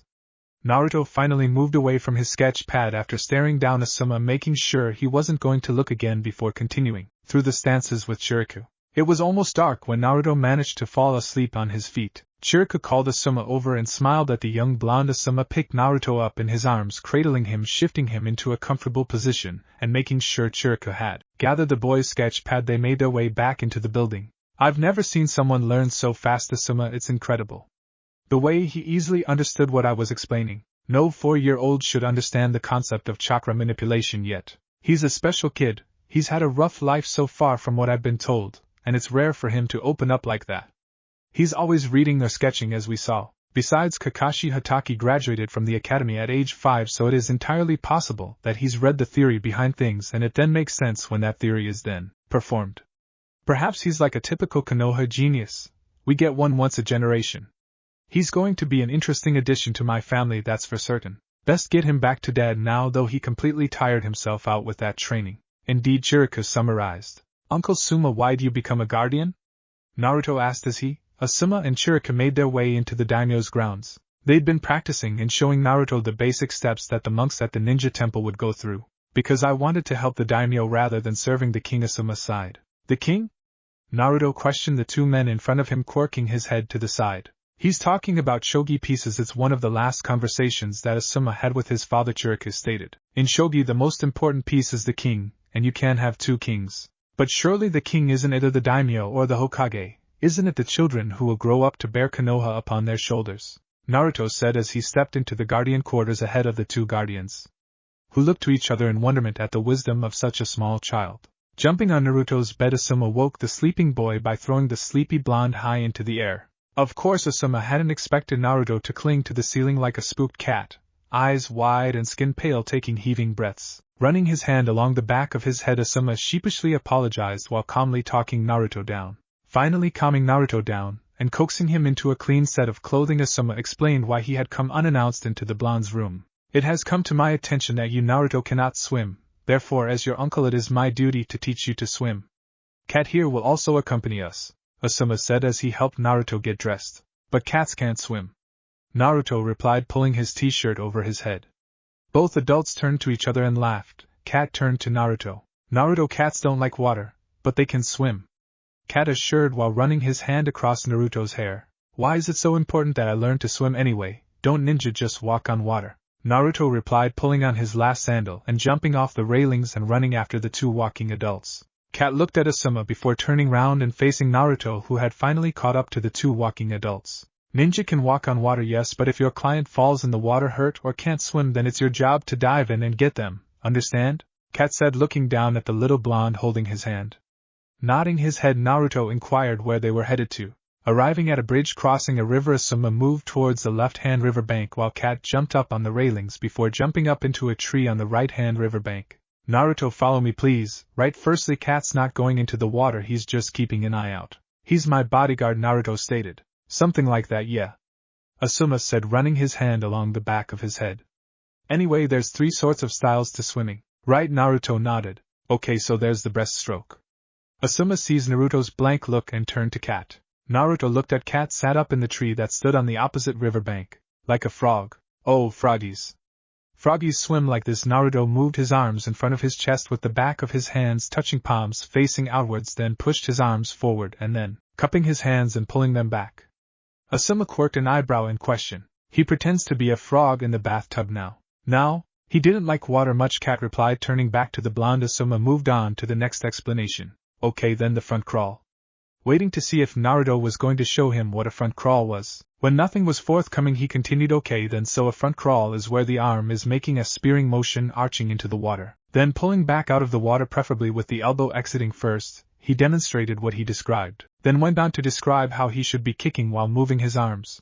After making sure Naruto understood by demonstrating what had just been explained, he moved on to the final way of swimming. Okay, the final style is the backstroke. This involves lying on your back in the water, then moving first one arm in a backwards windmill motion followed by the other. You must kick using your full leg. Does that make sense? He said, turning to Cat, still sat in the tree. Shrugging, Cat stated, you've got to get him in the water yet though. Taking his fur-lined jacket off followed by his shirt and sandals, Asuma moved towards the river before changing his mind and heading towards the bridge. Jumping up onto the railings, he glanced at Naruto before diving into the water. Rising to the surface of the river, Asuma ran his hands up over his head and looked up at Naruto, who had taken both his shirt and sandals off and was crouched on the railings, looking down at Asuma.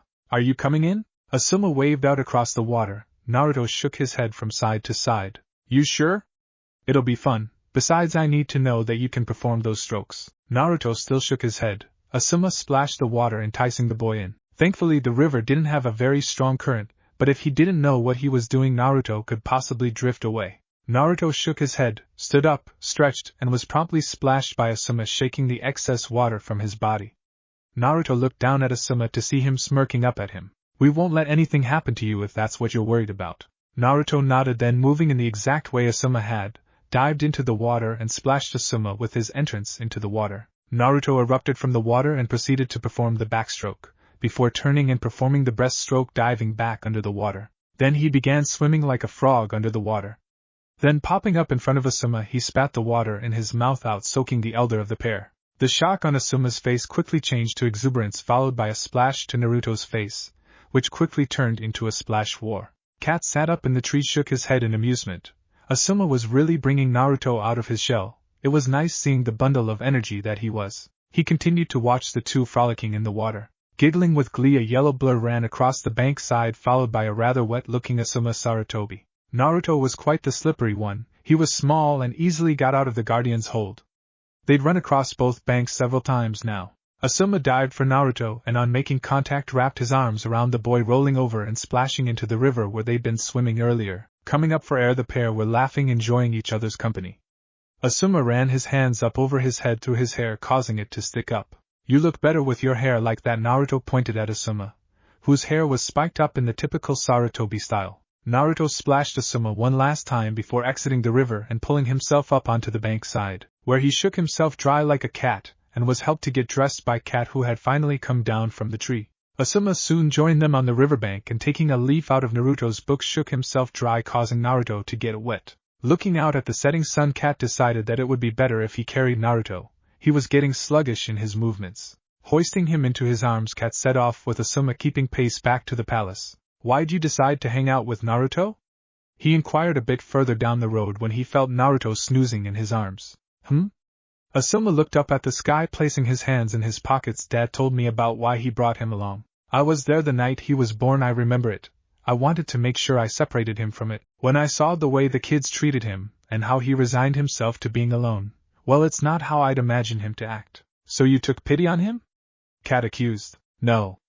I figured he could use an uncle," he said, pulling out the present Naruto had given him when they first met. Looking over his shoulder, Cat could see the photograph he had taken of the Sarutobis when Naruto was holding Konohamaru a few days after he had been born. "He really likes you, you know. You're one of the only people he's ever opened up to so quickly," Cat replied, smiling. "He's put a lot of trust in you. Don't break it," he warned. "I don't plan on it," he said, running his hand lovingly across the photograph. Naruto was once again in the company of the Hokage and the Fire Daimyo as they were concluding their final meeting. He was finishing one of his many sketches, when his head suddenly shot up. Wide-eyed he scanned the area, his ears listening intently. There was a small metallic sound, almost like something was about to be released. Looking up, he noticed for the first time that the room was empty of guardians. Not one was in the room, and the old man hadn't seemed to have noticed the noise. In one swift movement he was on his feet and was standing on the table that separated the two leaders. Closing his eyes, he concentrated like he had been shown. There. The metallic thing had been released and was heading towards. Snapping his eyes open, he launched himself at the Fire Daimyo. Turning his body in mid-air, he managed to swipe the object from its planned trajectory, landing precariously in front of the Fire Daimyo. Naruto pulled his hand back, revealing the kunai that had been aimed at the daimyo. Bursting through the doors, the Fire Guardians saw that Naruto had a kunai held pointing towards the daimyo, raising his hand to stop them from advancing any further. "That was an incredible catch. You've truly inherited a lot of talent. Naruto, how did you know that was going to happen?" Asuma questioned, walking over to the little blonde boy still stood on the table. "I heard the sound of scraping metal," Naruto stuttered, "but I didn't know where it was heading. I had to wait to find out," he stated, holding out the kunai to Asuma. Chiriku noted where he believed the angle of the kunai was thrown from and caught the guardian's attention, leaving the room with 6 other guardians while the other 4 took up positions around the room. "Well, come on, Naruto, let's get you away from this hectic situation and get this meeting underway," Asuma inquired, scooping Naruto into his arms and moving towards the door, stooping down to pick up the sketch pad as he passed. "Don't worry, Dad, I'll look after him," he announced as he passed the Hokage, who had risen from his seat the moment Naruto had jumped onto the table. "See, if the Land of Fire had only one king, this situation wouldn't have happened," a dark-haired guardian snarled. "Kazuma, this situation happened because we were too lax in our protection. If it hadn't have been for Naruto, we'd have dead a daimyo on our hands," Chiriku stated. "That was a courageous thing to do, you know. But not just anybody can protect the Fire Daimyo," Kazuma accused, directing his scorn at the blonde-haired hero. "Well, maybe we should make him an honorary guardian then," a mohawk-wearing guardian stated. "Really?" Naruto's shy voice asked from the doorway. "Well, you did act and do as a guardian would, so why not?" To the only female guardian stated, "Why don't you do the honors?" Kazuma too goaded. Fine. Naruto, Uzumaki," Asuma stated. "Naruto Uzumaki, I would formally like to appoint you an honorary fire guardian," Kazuma gritted out. Bowing respectfully in thanks, Naruto then left the room to find Cat. Being in a procession of people was unnerving to Naruto. He'd never been around so many people before. Even walking the streets of Konoha was easier than walking with this group of people. The procession consisted of retainers, teachers, council members, guardians, and all because of one little girl. Kimiko Shirjimi, the Fire Lord's daughter, was accompanying her father, the Fire Daimyo, as they walked together towards the town. Well, not exactly together. The Fire Daimyo was at the head of the procession with his advisors, while Kimiko was further back, surrounded by her teachers, each pointing things out and calling to her, trying to gain her attention. She sullenly stared after her father, obviously seeking his attention. Naruto and Cat watched this from the back of the procession. Crossing the bridge, the procession had to either filter out into smaller lines or try to all cross at the same time. Of course, the Fire Daimyo's procession was full of people trying to grab his attention or get into his good graces by teaching his daughter an air. It was just after the sudden surge of attendance that Kimiko slipped through the railings of the bridge, and with a splash landed in the water. It wasn't until the procession had passed the bridge that Naruto noticed that Kimiko was no longer with them. Turning quickly, he noticed the ripples on the river before she emerged, sputtering for breath and thrashing around in the water in her panic. Naruto! Cat shouted, reaching his hand out as Naruto shot past him.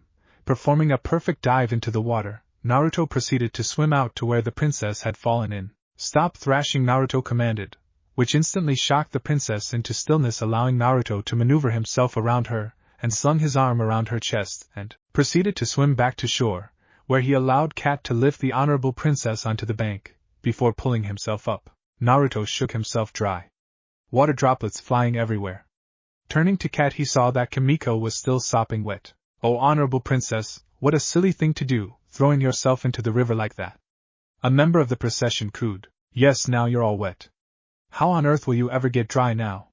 Someone else agreed. That was a silly thing to do, dear, the fire daimyo said, turning to Naruto. Good thing this young man was here, before walking off at the head of the procession. My lord, Naruto called. She didn't throw herself in, she was pushed. When your procession surged forwards across the bridge, she was unprepared and was thrown through the railings into the water. If you didn't rely so heavily on your retainers, they wouldn't constantly search for your attention, and Kimiko wouldn't have to vie for your attention. Blasphemy! One retainer shouted. What would you expect from a demon? Came muttered from somewhere in the crowd. The fire daimyo was surprised at this outburst. I'm afraid I don't like your tone, young man. I'm going to have to ask you to leave, he asked. And you seemed like such a nice boy too, he added, scrunching her face up in anger. Kimiko stated, I would like to stay with Naruto. I will see you at dinner, father. Oh, the fire daimyo was shocked at his daughter's sudden outburst. Very well then, darling, he said before continuing on with his procession towards the town. Thanks, Naruto, Kimiko shyly replied. And you too, Cat, is it? Nodding his head, Cat began leading the way back towards the palace. Heading back to the palace, Kimiko looked at the ground. You know, you're the only person to recognize me by my name. I know what it's like to labeled. Besides, Konohamaru Sarutobi is always referred to as honorable grandson, and he's only a couple of months old. Walking a bit further on, Kimiko again looked at the ground before speaking. Why did you save me? Kimiko burst out. I mean, I wasn't very nice to you each time you came to ask if you could play with me. She stared at Naruto, causing her to trip over her wet robes. Because I think you'll make a great ruler one day, but I know you'll make a great friend, he said, holding out his hand for her. She looked at the hand before taking it and smiling. Besides, everyone deserves a second chance. Knocking on the door, Naruto announced his presence to Kimiko, who was reading a book. Looking up from the book, she smiled. You were right, you know. This book is really good. My nanny's read it to me loads of times since you said about it. It's my favorite. Naruto replied, smiling. You wanna play outside? He asked. But what about the other kids? Who cares about them if they won't let us play with them? We've played inside for days now. I don't think there's much more we can do in here, and we'll have to face them, eventually. We'll play together and have fun, and if they want to join in, then we shall them, rising above their taunts. Closing the book, she delicately placed it on the table. Turning, she grinned, taking Naruto's hand. They ran out the door to the garden where the other children would often play. They walked past the children playing a game with a ball, moving to an open area just far enough away from the other children. Naruto hunkered down on his haunches and started marking out a court of 10 boxes. Looking up, he smiled. Hopscotch. Nodding her head, Kimiko started looking round for something to use as a marker. Returning with a stone, she noticed that Naruto drawn a 1-2-1-2-1-2-1 shaped court. Throwing the stone, Kimiko landed on the square with 3 inside. Picking the stone up, she gave it to Naruto, who then threw it, causing it to land on the number 4 square. Picking it up, he returned to the beginning and aimed at the 1 square. The stone landed perfectly in the square, allowing Naruto to proceed through the game. After completing the game, Naruto won 6-4. Kimiko decided that they should play hide and go seek. They were suddenly joined by the child with shoulder-length bluish hair. I'm Sora. I was wondering if I could play with you guys. I'm getting a little bored of the ball game. Looking at each other, they smiled. Okay.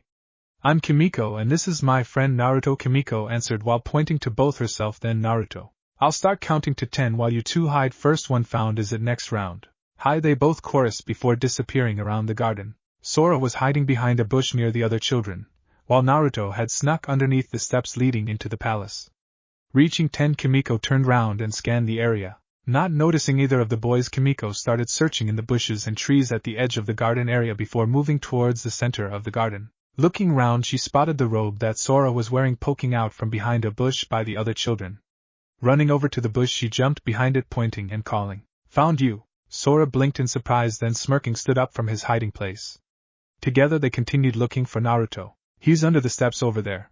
A pair of twin girls pointed to the steps leading into the palace. Running over to the steps, they dropped to the floor looking under and saw Naruto smiling back at them. Can we play too? The girls asked. Giving her consent, Kimiko started the next round with Sora seeking this time. He found the twins first, then Kimiko, but was struggling to find Naruto. Cat, Kimiko called. Is Naruto on the roof? No, but why don't you try looking closer to the ground, he uttered from his perch on the roof. Okay Naruto, we give up. Come out. Naruto dropped down from a tree next to the wall. Can we join in too? The ball's gone missing, the remaining children asked. Okay, Kimiko smiled. I'll be it, Naruto volunteered. Turning so the children could start hiding, he began counting to 10. You know you didn't have to steal their ball. I don't know what you're talking about, Cat allured. Chuckling, he moved away, chucking a ball up into the air. Ready or not, here I come. Naruto shouted, running into the bushes searching for the other children. Sayuri was reading a battered green book often found in a certain blonde-haired boy's hands, absent-mindedly stroking her blonde cat while Konohamaru was asleep for once. Since Ikuro was away on a mission, Konohamaru had been restless lately. Thankfully Naruto and the old man had just returned from their trip to the Fire Daimyo, as evidenced by the sleeping boy on the sofa wrapped up in the blanket the Hokage had draped across the back of the sofa. So when is Ikuro due back? The Hokage asked, lighting his pipe. Well, he shouldn't have been sent out anyway, we both know that. But he's as stubborn as you are. She smirked when he found out that he wasn't on that mission. Well, you can imagine. She stood up, closing the book and clasped it to her chest, and walked over to the window overlooking Konoha. He should have been back by now, she answered, leaning against the Hokage who had come to lend her his support. Nami, Lady Sarutobi's cat, suddenly woke up from its curled position on the sofa, its head snapping to look out the window at full attention now, like it had sensed something had happened. This was followed by Konohamaru waking from his slumber and screaming out great wailing cries. Naruto, who had also been asleep, had woken to stare out the same window that Nami was. Picking up Konohamaru from where he was lying, his wailing continued even as the pounding rain that had started as soon as Nami had stared out the window continued to fall. No, she gasped, holding Konohamaru closely to her chest. The ninja were lined in their funeral clothes. The rain that had been plaguing the village of late was still falling, almost like the heavens themselves were crying. The only sound amongst the mourners was that of the wailing baby held tight in his mother's arms, the rain mixing in with her tears. To her side was the third Hokage, pipe noticeably absent, tears freely falling down his face, mourning the loss of yet another shinobi taken before their time. Naruto, dressed in black, stood back from the grieving figures, watching as the shinobi paid their respects before disappearing into the dreary sky. Turning, he saw Asuma Sarutobi move up to stand next to Yuri, the grieving wife and mother, Konohamaru still crying in her arms. Asuma touched her shoulder, turning her to him. He was dressed in the typical black Konoha ninja uniform, complete with flak jacket, regular black shinobi sandals, and a black forehead protector, and sash tied around his waist. His hair was now styled into the Sarutobi style, short black spiky hair, with the makings of a beard beginning to grow. He looked like a much younger Ikura. Seeing this, Sayuri burst into tears and buried her face into his jacket, with Asuma enveloping her into his arms. You should join them, you know. He was yours too. You have a right to mourn as well, Kat said in a whisper, but he wasn't really mine. Naruto mumbled, the rain dripping down his face. Naruto, right now your mum's going to need you.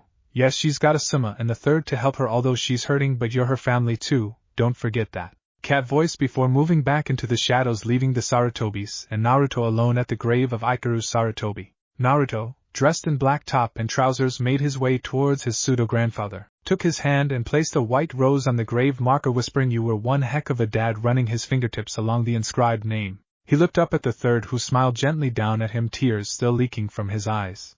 Sayuri gave an agonizing sob when she heard Naruto's words. Naruto turned to his mother figure when she continued to sob. Not knowing what to do, he let go of the third's hand and hugged her legs tightly. "Mummy, please don't cry. I know you're hurting, we are too, but you still have Konohamaru and Grandpa and Nami, Uncle Asuma and me, if you still want me, that is." Naruto exclaimed. "Oh Naruto, of course I still want you," she said, wiping away her tears and putting on a smile for him. "You're my son no matter what. I will always love you." She hugged Naruto tightly. "Thank you," she whispered the last part, so only Naruto could hear. "For what?" he whispered, held tightly in her embrace. "For reminding what I still have." She kissed Naruto on the cheek. The rain had stopped some time ago, leaving only the orange of the sky as the sun set. Sayuri with a quiet Konohamaru in her arms, Naruto holding onto her unoccupied hand and her very prominent family members either side of her. Together they watched the sun set. Chapter 5. Red was everywhere. In every direction he looked. The red swirling mist descended on the village almost as if it had been summoned there. Turning his head he saw the forest trees ablaze with fire and buildings ripped from their foundations with a swing of his mighty tail. The ground cracked open as a second tail struck the earth. The remaining 7 tails swished menacingly in the air, lashing out haphazardly at the slumbering village. Flowing around the 4 gigantic claws was a river of blood as the people ran aimlessly beneath the claws to a horrific, mutilated death. Turning his muzzle to the sky and releasing a mighty roar causing the sky to split open. Awoken by the sudden noise, Naruto shot up from bed covered in a cold sweat only to realize that it was his scream that had woken him from his nightmare. Cutting his scream off, Naruto clapped his hand over his mouth, breathing heavily through his nose. Naruto's eyes darted around the room. Gazing over at the cot where Konohamaru was asleep, he waited to make sure the 2-year-old really was still asleep. With a swish crack, the room was lit up by lightning followed by an almighty boom of thunder. Curled up with his thumb stuck in his mouth, hair sticking up in typical Sarutobi fashion and in blue pajamas was his little brother, Konohamaru, who was facing Naruto, but still fast asleep. Looking through the doorway he could just make out his mother asleep in the double bed and Nami curled protectively into her side. Realizing his scream probably hadn't woken anyone up, he clambered out of bed and made his way to the playroom where his sketchbook was located and tucked up in the corner of the room he began sketching what he had just seen. "Sorry I'm late. I'm afraid I got lost on the path of life," Naruto apologized as he knocked on the door to the Hokage's office. Shocked, the Hokage nearly fell off his seat when he heard what Naruto said. He hasn't even met the man and he's already emulating him, the third thought. Moving from his chair with his overflowing desk to Naruto, gently placing his hand on the blonde's back, he guided him over to the piano station behind his door. "It's okay, Naruto, at least you turned up this time," the third reproached. Naruto sheepishly ran his hand through his now spiky blonde hair, while pulling at the bottom of his blue hooded top with a black stripe running down both arms. "Naruto, do you know who Kakashi Hatake is?" Kakashi Hatake, known as Sharingan Hatake or Copycat Ninja, graduated as a Genin age 5 and Chunin 6 son of the White Fang Tsukumo Hatake. "Okay, enough. You really need to stop reading the bingo book. Anyway, have you met him? It's interesting and I've read everything else." "No, I've not met him." "Why?" "No reason." Flexing his hands, the Hokage began to play a slow melody while Naruto eagerly watched his every movement. "Remember, keep your hands spread like this before you begin your practice," the third demonstrated, spreading his fingers wide. "1 hour, Naruto, that's all I want from you. No skipping out," the Hokage sternly warned, returning to his overflowing desk, leaving Naruto to practice the piano situated behind the door. Looking up from his paperwork, the third gazed over at Naruto before his sight was drawn to the pictures of the Hokages lining his wall, finally settling on the last one, the fourth. The blonde-haired, tan-skinned, blue-eyed face of a much older version of Naruto stared out from the frame. "He's so much like you. It's scary," the third thought, remembering the time he had taught a young Minato to play the piano. With a pounding crash, Naruto slammed his hands down on the keys of the old piano. Turning and glaring at the old man, he stood up and angrily made his way over to old man, where with gritted teeth he hissed, "I'm not him." Barely above a whisper, but the third still heard. Turning from one blonde to another, the third didn't have a chance to say anything as his young blonde charge flew out the door, slamming it shut behind him. "Damn it! Why did I send Cat out on a mission?" He grumbled. "I can't go after him yet," he thought, looking at the paperwork littering his desk. "Maybe I should just let him calm down and inform Sayuri." Turning back to his desk, he suddenly thought, how did he know I was looking at that picture? He must have sensed me looking at it. But does he know? The third worriedly thought, looking back at the picture of the fourth. The sun was setting, its golden glow spreading across the village. Located just outside of Training Ground 3, there stood the memorial stone. It held the names of every shinobi who had died in battle. The sun's glow caused the stone to light up, revealing a small 6-year-old sat in front of it. Leaning forwards, he placed his hand on the stone, then lightly traced across the names with his finger, learning every curve, crevice, and scratch that marked the stone. He traced the names several times before he sat back on his legs, kneeling in front of the stone. Moving the bag next to him that he had brought, he slowly emptied it an item at a time, pulling out flowers which he gently placed at the base of the stone. Next was some food, takeaway ramen, which he placed to the left of the flowers. Then he produced some candles, placing them each in height order in a triangle-like shape to the right of the flowers. Then 2 toys, one a blue teddy bear and pink teddy bear, arranged behind the ramen, sitting with their backs to the stone. Then he placed a few ryos and 2 pieces of yen, which were added next to the candles. And finally a picture was added to the pile. It contained an image of the first person on the memorial stone that had died the night the Kyuubi attacked. This was placed behind the flowers. Bending, he lit the candles with the Zippo lighter he had borrowed from his uncle. Naruto in his blue hoodie and gray shorts fell back and kneeled. His hair, which had grown back in length, fell forward into his eyes, bowed his head in prayer. The Hokage would find him later after he had fallen asleep in the prayer position. Bending down, he examined the items that Naruto had placed in front of the stone, amazed at the range of things he had bought. Soon he was shocked when he saw the picture and who exactly it was. He looked over at the child, wondering just what he knew of this world. He folded the bag, and as it was tipped upside down, a small item fell onto the ground. Bending to pick it up, he found that he held a small scarecrow figure made from straw, bent ever so gently so as it didn't break. Smirking ever so slightly, he placed the figure on top of the stone, knowing exactly who the present was for. Turning, he saw Asuma and Sayuri approaching. Standing, he moved so that they could see just what Naruto had set out. Asuma stooped and picked Naruto up while gazing at the offering laid out in front of the stone. Sayuri kneeled and traced her hand gently over the name of Ikaru Sarutobi, and bowed her head in prayer.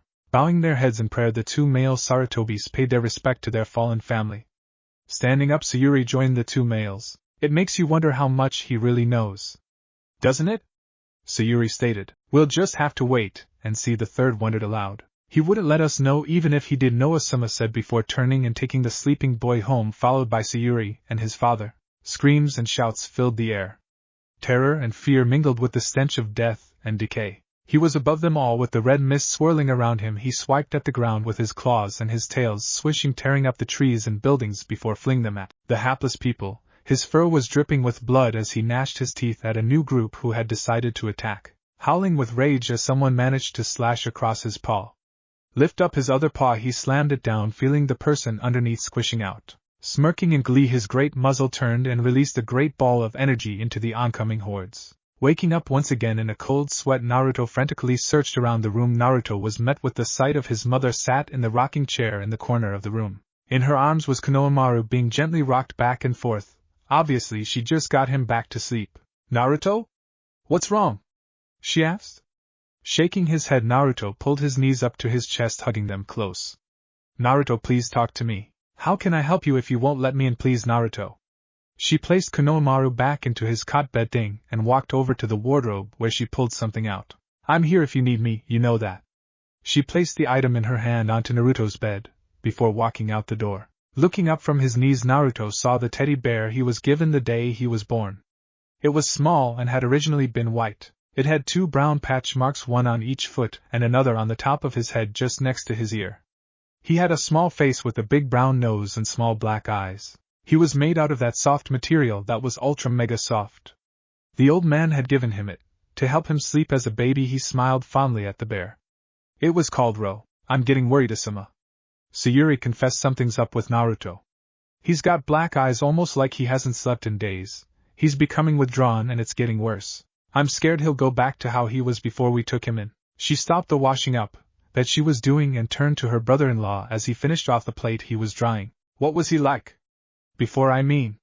He questioned, placing his tea towel on the counter as he sat down on the island counter that separated him from Sayuri. Turning, she dried her hands on Asuma's discarded tea towel. He was quiet. Quieter than he is now.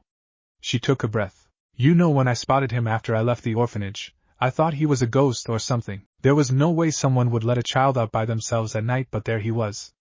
He was so malnourished, his clothes, which were torn and dirty, were way too big for him. He was covered in dirt, but you could just make out his wild blonde hair and his eyes. His eyes were so empty, like he had seen things no 3-year-old should. As I moved to get closer to him, he vanished.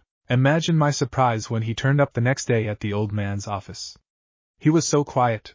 As I drew closer, I realized he was signing to the old man. I questioned him, which must have startled him, as his eyes, which had been so warm before, had suddenly become empty and wide. He bowed quickly and then moved incredibly fast out the door. The old man was shocked. When I explained how I had first encountered the boy, he was fuming. I think if I hadn't have seen him that night, he might not be where he is now. He's really come out of his shell, hasn't he? Yeah. I just don't think he trusts me. What makes you say that? He woke up in the middle of the night the other day, and when I went to comfort him, he retreated into himself. She started to cry. I'm sure he trusts you. He just probably doesn't know how to tell you. Asuma said, standing and taking her into his arms. He lightly kissed her forehead as a sign of comfort. Naruto was stood behind the door. He'd heard the entire conversation. Moving away quietly, he headed to the bedroom. Bear Naruto, with his bear tucked tightly in his arms, knocked on the Hokage's door, knowing that he was in there. Hearing the call to enter, he did so, and when seeing that Bear was indeed in the room, the 6-year-old ran over to him, and stopping just short. I've been having nightmares. And I didn't want Mum to worry, but I don't think she can help me this time. But you're an expert in the mind, you should be able to help me. He handed over his sketchbook. Please, Bear, he pleaded. Ibiki looked up to the Hokage before looking back down at Naruto. I don't know how I can help, little one, he said, going down to Naruto's level. What happens in your nightmares, Naruto? The third asked, moving around his desk so he was level with Ibiki. Everything's red, I'm towering above everything, and there's blood and bodies everywhere, and then my tails and claws destroy the village. It's kinda like I'm the fox demon that attacked, Naruto whimpered. Ibiki and the third began to flick through the sketchbook. Looking through the sketchbook, each picture depicted a scene of destruction involving the Kyuubi. The order of the pictures showed how the events unfolded exactly on the night of the attack. Naruto, where are you in all this? The Hokage asked, dreaded the answer. I'm the demon causing all the chaos, he said, head bowed. I don't understand why though. I'm not old enough to remember this, he asked. Looking between each other, the two shinobi didn't know how to answer. Naruto, can you wait outside for a minute, please? The third requested. Why did he come to you? What does he think you can do? The third continued. Maybe he thinks I can ease it from his mind, because I'm good with the mind? Ibiki replied, running his hand over his bandana. Or maybe you could explain it to him so that he understands and doesn't have to be afraid anymore. Kat said as he entered the room through the window, covered in mud and showing a few more cuts and bruises than necessary. He wants reassurance that he isn't that monster, and that they're just dreams. Kat continued, stretching as his squad appeared in the window behind him. But how do I explain that to him? Ibiki questioned, worried that the boy had chosen him for this task. Carefully. He's not an idiot, he'll pick up on things quickly. So much so that he may have figured it out already, and he just needs to hear somebody say it. Kat signaled for his team to disappear quickly, then jumped on the window. Why me? Ibiki queried. It makes no sense. Because it has to be someone who doesn't know him that well. That can see past everything. He said, faded into the background. Naruto, you can come in now, the Hokage called. Opening the door, the blonde peeked in, before tentatively walking over to the duo. He stood head bowed, waiting for one of them to say something. Naruto, Ibiki began, you're not the fox demon. Your mind has just conjured up these images, probably from all the books you've been reading. It's not you who killed those people and destroyed the village. Your mind is playing on your fear. That's all. He explained. Naruto nodded and clutched his teddy bear tighter to his body. Now I think your mother is worried about you, Naruto. Maybe you should tell her you were having nightmares. The third suggested, handing Naruto back his sketch pad. Turning out the door, Naruto was called back suddenly. You're forgetting something, Naruto. Thank you, Bear, he bowed. Hey, where's my hug? The Hokage pouted. Giggling, Naruto threw himself into the third's outstretched arms, hugging him tightly with his arms full. The third gave a squeeze back before letting him go out the room, closing the door behind him. Turning back to the window, the third found that Kat and his team had returned. Turning to Ibiki, he demised him, then turned back to the anbu squad in front of him. How was your mission? The third asked as Ibiki closed the door behind him. Grandpa, what was KO's first word? Naruto asked from his position on the sofa, causing the members of the room to jump in shock, as no one had realized he was there during their meeting. Either Mom or Naruto, why? The third asked, knowing that there was an explanation for this sudden outburst. What was mine?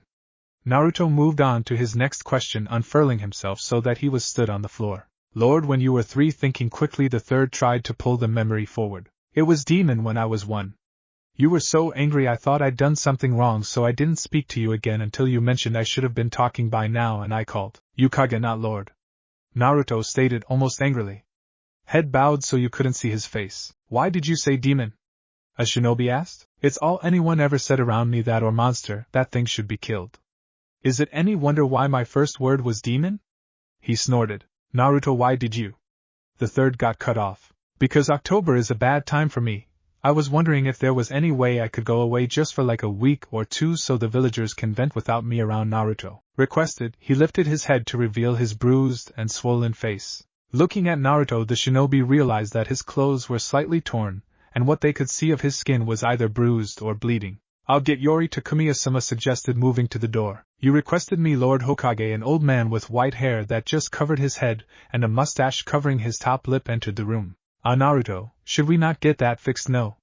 He said, holding out his hand to the young boy. Taking the doctor's hand, Naruto followed him into the adjoining medical room that was situated to the left of the meeting room. It had been specifically set up for Naruto. Seeing the look on the shinobi's faces, the third explained a bit about the situation. Yori Takumi is the only doctor willing to go anywhere near Naruto, and the only one Naruto isn't afraid of as well. He's been Naruto's personal doctor since he was little, he explained. And I didn't know he was there either, he stated. When did he come in here actually, he thought, watching as Naruto came back out with a lollipop stuck in his mouth, holding the doctor's hand. I'll take him home, Lord Hokage, Yori said as he walked towards the door. Wait, can I leave the village or not? Naruto pulled the lollipop from his mouth, determination evident in his eyes. Where would you go? The Hokage quizzed, knowing that he would have to answer the boy's question. I have somewhere in mind. He twinkled, looking over at Asuma mischievously.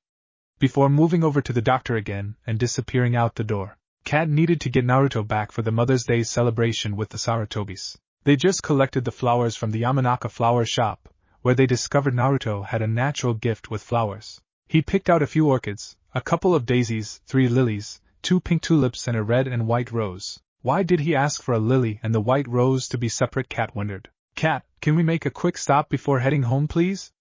Naruto asked as the two were walking through the village. Sure. But where are we going? You'll see the childish glint in Naruto's eye didn't bode well for Kat. Making their way towards the edges of town, the duo slowly entered the graveyard, moving past small area where the civilian graves made of white stone are situated through to the shinobi grave markers. This area is considerably bigger and filled with a lot more white stone markers. Moving through the aisles like he's done it 1,000 times before, Naruto stops at the 12th aisle up, continuing moving across to the right. Finally stopping at a stone marker near the right, Naruto kneels in front of it, head bowed. He whispers something so fleetingly that Kat is able to hear it from where he is moving towards him. Finally reaching the blonde-haired 6-year-old, he is able to see whose marker he is stood in front of. Naruto, do you know who's buried here? Kat asked worriedly. Of course, Naruto replied. Place the white rose and lily on the white stone marker, then bowing and making a pray, Naruto moves away from the stone with Kat trailing behind. I'll have to tell the Hokage about this, Kat thought as he took a glance back at the stone, reading the name Kushina Uzumaki. Kat, that's Mom's cat lying on the floor there, isn't it? Naruto pointed to the prone figure lying in the path leading towards the Sarutobi residence. Those callous bastards! Kat exclaimed. Naruto, don't touch it! Naruto, but it's Mom's cat, I can't just leave it there! Naruto panicked. Naruto, its cat hesitated by trying a different approach to get Naruto moving. Your mom will have to find out soon. There's got to be something I can do. Mom loves this cat. Mom needs this cat. Naruto, there's nothing you can do. Cat's voice sounded defeated. Yes, I can, defiance in the edge of his voice. How, the cat whispered in awe. When the hell did you learn that? As both Naruto and the cat were enveloped in smoke. Ko, be careful, okay, I'll be right back with some juice, okay? Naruto said. Naruto left the front room to collect the juice for the two of them. Sayuri was in the kitchen preparing lunch. Konohamaru watched as Naruto left the room, then crawled over to the chair, pulled himself up into a standing position. Thoroughly pleased with himself, he made sure he was as balanced as possible, then toddled over to the doorway Naruto had gone through. Naruto had opened the fridge, pulled a chair, and located the orange juice. He carefully pulled the orange juice from his shelf and clambered down, then placed it in the island. He moved the chair over to the cupboard, allowing the fridge to close.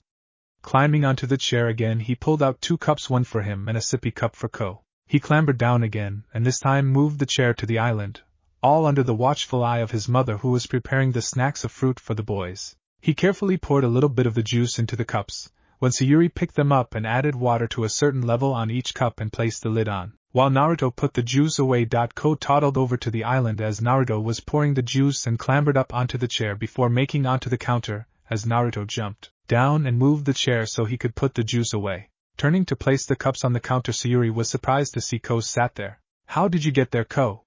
She asked. I walked. Then climbed chair. Thank you? He replied, being handed the sippy cup. Well, someone takes after their brother, don't they? She said, placing Ko back on the floor, then handed Naruto his cup. I'll be out in a second, boys. Keep an eye on him, Naruto, please. Sayuri asked as she returned to the kitchen. Kat and Naruto entered the Sarutobi residence, and started to place the various flowers in different vases and proceeded to place the flowers in different rooms. After they had done this, Asuma entered the house with little Konohamaru resting on his hip and several paint pots in the other hand. Placing Ko down on his feet, he toddled over to Naruto. We get paints. Which room first?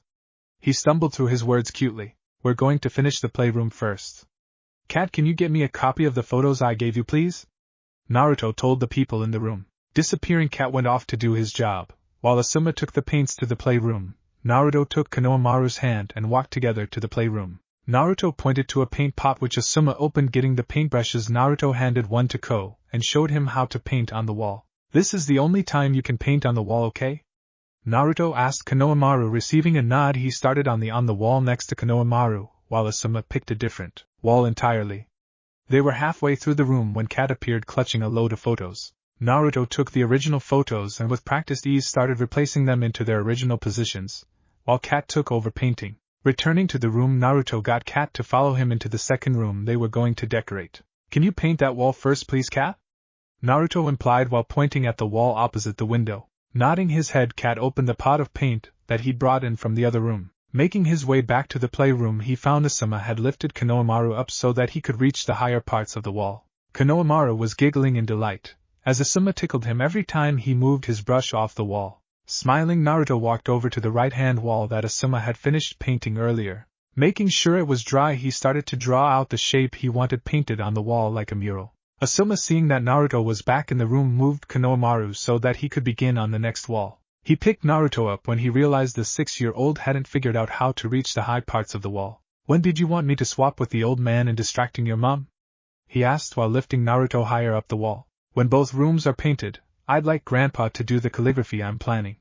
Hopefully he'll be good at the fine detail I have planned. He continued to draw on the wall. Just a little higher, please, he asked. Konohamaru came running over to the two. Tugging on the pant legs, he indicated across the room, showing that all the places he could reach were indeed covered in paint. Kat entered the room at that moment. Sensing this, Naruto finished his outline and turned in Asuma's arms. Kat, can you help me finish this room, please? And Asuma and Ko, can you finish in Mom's bedroom, please? When it's finished, you can swap with Grandpa, Uncle Suma. Naruto ordered, easily swapping places so that Kat then held Naruto. Asuma scooped up Konohamaru and proceeded into their designated areas. Finishing the drawing on the wall, Naruto leaned back into Kat's arms. Can you move me to the wall with the windows, please? Naruto pointed to the wall on his left. Moving as asked, the two drew the final pattern on the wall. It took up the entire center of the wall. Pleased with his design, Naruto signaled that he wanted to be put down. Do you think they'll like it? Naruto worried. Stop worrying about it, Kat assured. They'll love it because you did it together, and even when asked you once, say it was me, not them. You'll include everyone. Kat lovingly ran his hand through Naruto's hair. Come on, one room left till the Hokage takes over. Moving into the bedroom, the two saw that the room had been finished and that Konohamaru was arranging the pictures into what he believed to be the earliest image with Asuma's help. Leaning over Konohamaru, Naruto moved a picture that was bigger than the rest into the center. Eyes widened, Konohamaru started moving the pictures to go around the center image. Watching this, Kat and Asuma turned when Naruto moved away, watching as he started drawing on another wall. He's really going all out, Asuma thought.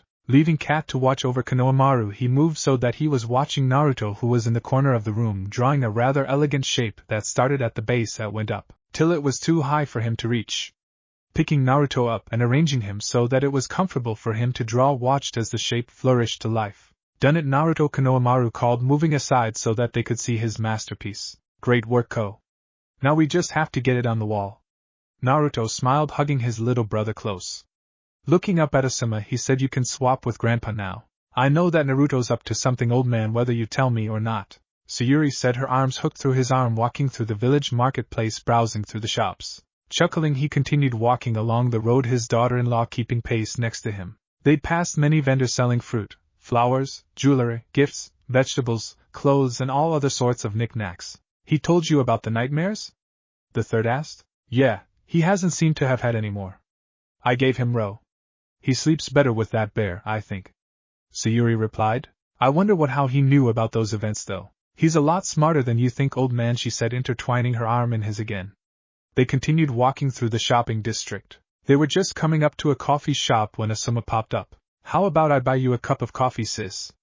He smiled charmingly at the two while indicating at the coffee shop and holding out his crooked arm, hoping she would take it. Now I know that whatever Naruto's planning, you're both in on it. She shook her head. He doesn't have to try so hard. I don't think he's doing it just for you. He's doing it for all of us, the third stated, hugging her close and then walking away. Turning, she took Asuma's arm and entered the coffee shop. Making their way to the counter, she told him what she wanted and made her way back out the shop to sit at a table set up outside the store. Sitting down, she watched as the village bustled around her. She was handed a cup of coffee as Asuma sat opposite her. I reckon one day Naruto will change the world. Not just us or this village, he will make an impact that nobody will be able to comprehend, she said, cupping the coffee that Asuma handed her. That's because of you, Asuma said. Reaching across the table, he took her hand and squeezed it tight for a moment. The Hokage entered the house and made his way up the stairs where he sensed his two grandsons. Walking into the room, he found both boys covered in paint, and the floor thankfully covered in paper which was covered in paint. Kat turned to the Hokage, bowed his head in acknowledgement. Smiling, the Hokage watched as Konohamaru, with his hand stained green, placed his finger to Naruto's nose, giving him a green nose to add to his blue cheeks. Blowing his bangs out of his eyes, Naruto looked up at the Hokage. He tugged at his hair, with red-stained hands. It was too long in his opinion. Don't even think about getting another haircut. The third growled, it's only just grown back and you're still being punished for that stunt. It's my hair, he growled right back. If you didn't keep looking at that damn picture, he muttered. Paint, Konohamaru piped up, holding up a paintbrush between the two, stopping the impending argument. Moving away from each other, Naruto motioned at the wall by the window, taking their paintings, and bowing respectfully to his leader, left the room. The Hokage found the drawings on the wall that Naruto had drawn, and as he was asked, started to go over the sketches in the bedroom, while Kat took Konohamaru to get bathed as he was covered in paint. Naruto was in the bedroom going over his sketch on the right-hand wall. Kat had procured him a ladder so he could reach it all. His tongue was sticking out as he slowly and carefully added the detail to the drawing. He was about halfway through when the old man walked through the doorway. You're very talented, Naruto, even as a 6-year-old painter. The third tentatively complimented, admiring the beginnings of the mural. Do you think Mum will like it? He ignored the compliment, worrying at his bottom lip. I know she will. Now what was it you wanted me to write? He smiled, turning the worried boy in his hands. Something wise and sentimental, I suppose. When you've done that, would you mind doing this wall, please? He asked, pointing to the wall between two windows in the playroom. Of course, Naruto. The third answered, giving the boy a hug. Climbing back up the ladder, Naruto picked up his paintbrush covered in black paint, and continued his painted ascent up the wall. Chuckling, the third made his way back to the bedroom. Pulling out his pipe, he started to light it when a voice rang out. Don't light it up in this house, followed by a second younger voice. No smoking in the house, from the other end of the house, followed by a splash and a squeal. Out of bath, Ko. We've got to sort dinner out yet. Ramen, came the muffled shout. Kat was obviously towel drying Konohamaru. Smirking, Naruto stopped his painting, looking at where he got to. He was nearly done, just the last big detail and a few final touches. Last resort, Ko. He laughed. No ramen, he said, running into the room bundled up in a towel. Wow, he exclaimed, seeing the mural Naruto had finished painting and applying the final touches. Hey! No dripping in the playroom, Naruto chuckled, descending the ladder. Fine, we'll get ramen, but only when you're dry and dressed. If we get ramen today, that means no ramen later in the week. Naruto stated, crouching down to Konohamaru's level. Pouting, Konohamaru crossed his arms. Fine, he muttered. Smiling, Naruto ran his hands through his little brother's hair. Before chucking him over his shoulder in a fireman's carry, he charged down the hall to their bedroom. Konohamaru, wearing his yellow top with a red leaf spiral painted on the front and gray shorts, was stood in front of Naruto, who was wearing a long-sleeved gray top, dark blue trousers, and blue sandals. Ko, can you show Mom our surprises, please? Seeing the nod, he continued. The flowers first, then the playroom, and then her room, okay? Grandpa's here too, don't forget. I'm going to get the dinner, okay? Okay, Konohamaru replied. I'll set the table. He turned, walking out of the room, and bumping down the stairs on his bum, he wandered into the kitchen as he was followed down the stairs by Naruto and Kat. Walking through the village, Naruto watched as the villagers bustled about around him, not noticing his presence yet again. Making his way past the store, he felt Kat leave his side, looking back at the store as the door closed. He couldn't see what sort of store it was. Shrugging, he made his way to a Chiruka ramen bar. It was run by the father-daughter team of Tuchi and Ayam. Good evening, Tuchi and Ayam. How are you both today? Naruto greeted the pair. Oh, hi, Naruto. Ayam waved from behind the counter. We're good, thanks. Who asked this time, you or Konohamaru? Tuchi asked. Ko did. Can we have the usual, please? 1 beef, 2 pork, 1 chicken, and 1 special, please? Naruto asked, adding on the extra meals. Oh, and then 2 beef and 2 porks and a special, please? The two got to work preparing the meals. Feeling Kat return, he turned round to see that Kat was indeed behind him. Do you think Grandpa's anbu guards are hungry? Naruto asked. That's very kind of you, Naruto. I'm sure they'll be hungry. Kat's husky voice rang out. Not interested in where I went? He coaxed. I figure you'll tell me if it's important, Naruto stated, watching as the ramen was cooked. Collecting the bags, the two headed back to the Sarutobi residence. Sayuri was dressed in a loose-fitting dress with an apron, and her normally kind and welcoming face was smiling at the flowers placed around her house. Asuma entered after her, watching as she found everything that the boys had planned for her. Hearing the padding of feet coming down the stairs, he turned to see Konohamaru carefully coming down the stairs with the third walking behind him. Finally reaching the floor, Konohamaru ran over to his mum and hugged her legs tight. "Happy Mother's Day, Mummy," he preened, looking up at her and handing her the card he had made for her earlier, with the paint used for the rooms they had decorated. "Come on, Mummy, we decorated," he said, pulling on her hand, trying to lead her up the stairs. "Oh dear," Sayuri laughed. "Not oh dear, Mummy, we did good job. And we all helped." He smiled as he finally got his mum to follow him up the stairs to the landing. Letting go of her hand, he allowed her to go into bedroom. Sayuri's bedroom was painted a sky blue color, and then there was a painting on the right of the wall facing you as you entered the room. It was a painting of a sakura tree blossoming and the blossoms floating in the wind, and written in kanji down the wall next to it in silver paint was the words, "Nature's peace will flow into you as sunshine flows into trees." Turning round, she found she was facing a collage of photos. The photos ranged from now to back when she and Ikura had first started dating. Starting in the middle with the biggest picture and branching out around it were other pictures of them together, with Konohamaru, the old man, and Naruto. The shape of the photos together was almost like a sun with rays reaching out. Moving out of her room, she proceeded to the playroom, which was previously unfinished was now finished, had all its furniture finished and placed in the correct place, as well as freshly decorated walls. There was the leaf symbol taking up the center of the wall as you walked in. The wall was a pale yellow while the symbol was a dark green color. And on the wall to the right as you walked in was a huge mural of the photo Kat had taken when Konohamaru was born. It was a black paint copy of them sat on the couch, the third handing Konohamaru. Naruto sat in Sayuri's lap and Ikura leaning over the couch. With one addition, Asuma was leaning over the old man's shoulder, almost like he was part of the original photo. Naruto walked in behind the Sarutobis. He walked up to Konohamaru and placed his arm around him. "Wow, that's incredible. Oh Naruto, Naruto, it's amazing," Sayuri said with tears in her eyes. Naruto hugged her with Konohamaru joining in. "Ko helped too. And so did Grandpa and Uncle Suma," Naruto said, rubbing the back of his head with his hand. "You always said you wanted it finished, so we did. We finished it for you. And your bedroom too, so you have somewhere tranquil and peaceful to relax and just be you," Naruto said. "We got you flowers and dinner too," Konohamaru added. "Ramen." He grabbed his mum's hand and proceeded to drag her back to the kitchen where the table was set and the ramen had been placed. "Happy Mother's Day, Mum," Naruto said as he hugged his mum in the middle of the kitchen. Walking over to a corner of the room, he tugged on something, causing the anbu who had been stationed in that corner to appear. "If you and your team are hungry, I bought more so you could have some too," he said before taking his place at the table. Slowly the anbu all materialized and picked up one of the extra servings of ramen and returned to their stations. "Naruto, you didn't have to do all this for me. The flowers would have done fine," Sayuri said, running her fingers through his hair. "You shouldn't have to do everything. And today's your day off. I just wanted you to be happy. I didn't want you to be sad when you thought of Dad and that you needed a place where you could be free from your troubles. Now with the playroom finished, we can play in there while you relax in your room. Besides, you're my mum and you're special to me," Naruto stated. "And me," Konohamaru seconded. Sayuri scooped both boys into her arms and hugged them tight. "I love you both," she smiled. Birthday. Two figures walked through the trees, the foliage shielding them from the burning sun high above them. The elder of the two, dressed in traditional Hokage robes, pulled off his ceremonial hat which he always wore, wiped at his brow as sweat started to mingle there, with his long-robed sleeve. Looking down at his young companion, hair sticking flat to his face, and watched as he ran a hand through his hair. Water droplets cascaded around him. Pulling at the neck of his t-shirt uncomfortably, the child looked up at his grandpa, wondering why they were outside in this heat. Sensing the question in the child's eyes, the Hokage replaced his hat on his head and quickly moved between the trees to appear in a clearing. Turning back, he watched as his young charge managed to toddle through the gap in the trees that he had just vacated. "Gran-Nan, why we here?"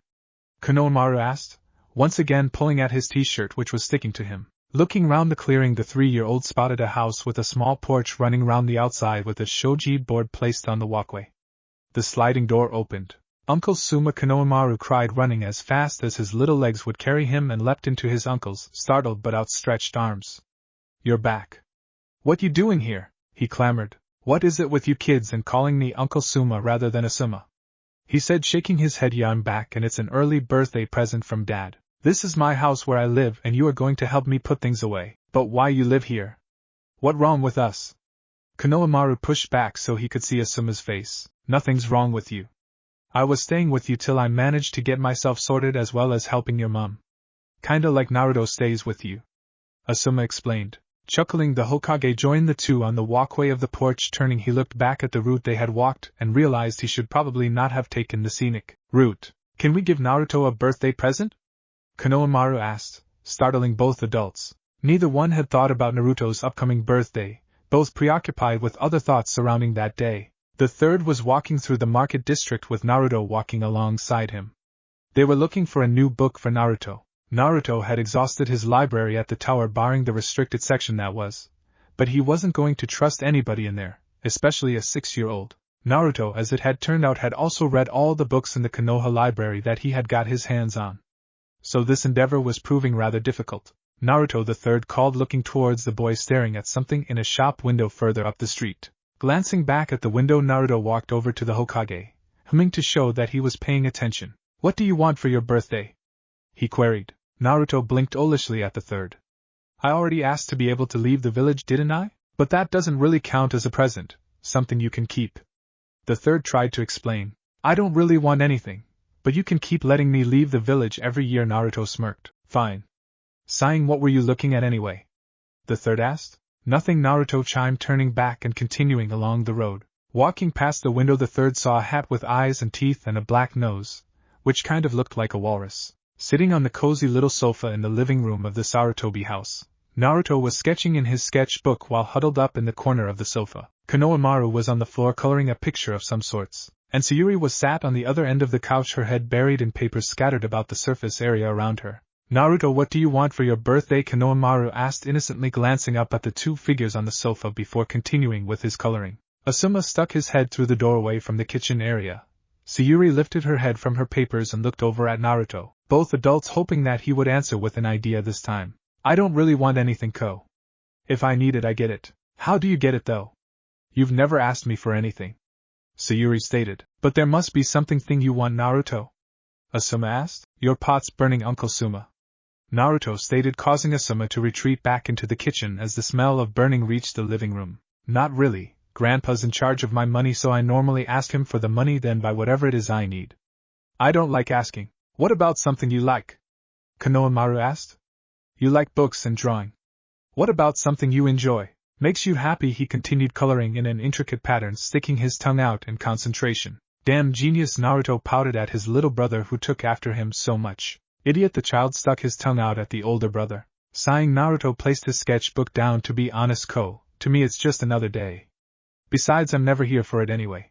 Okay then, Konohamaru said, putting away his colors, then standing in front of Naruto. I still want to get you something though. He then turned and headed into the kitchen as the sounds of plates being placed down began filling the room. Why do we let Uncle Suma cook again? Naruto quipped, smirking, placing his sketchbook down to join the two in the kitchen. Because he needs to learn to cook and because he loves us enough to poison us, Naruto quipped as Sayuri entered the room. I'm not going to poison you, Asuma remarked, clipping Naruto round the head playfully as he placed the dish on the counter. Sayuri took her place at the counter in between Naruto and Konohamaru, with Asuma the other end also between the two boys. Making sure everyone was seated, he pulled the lid off of the dish to reveal a chicken casserole. Instantly the boys brightened. Carefully placing a ladle or two on the plates set out before them, they dug in. Asuma looked out over the clearing, which posed as his garden. Looking out to the front, he saw Naruto entering the property through the correct entrance. Glad you can come through the pathway and not the trees, Asuma smirked, referring to his father's entrance the other day. Sometimes, he quipped. Ko said you got your own house. Does that mean we can visit you, or do you rather we not? Naruto dug his foot in the ground waiting for the answer. Naruto, you can visit anytime, just try to give me some warning.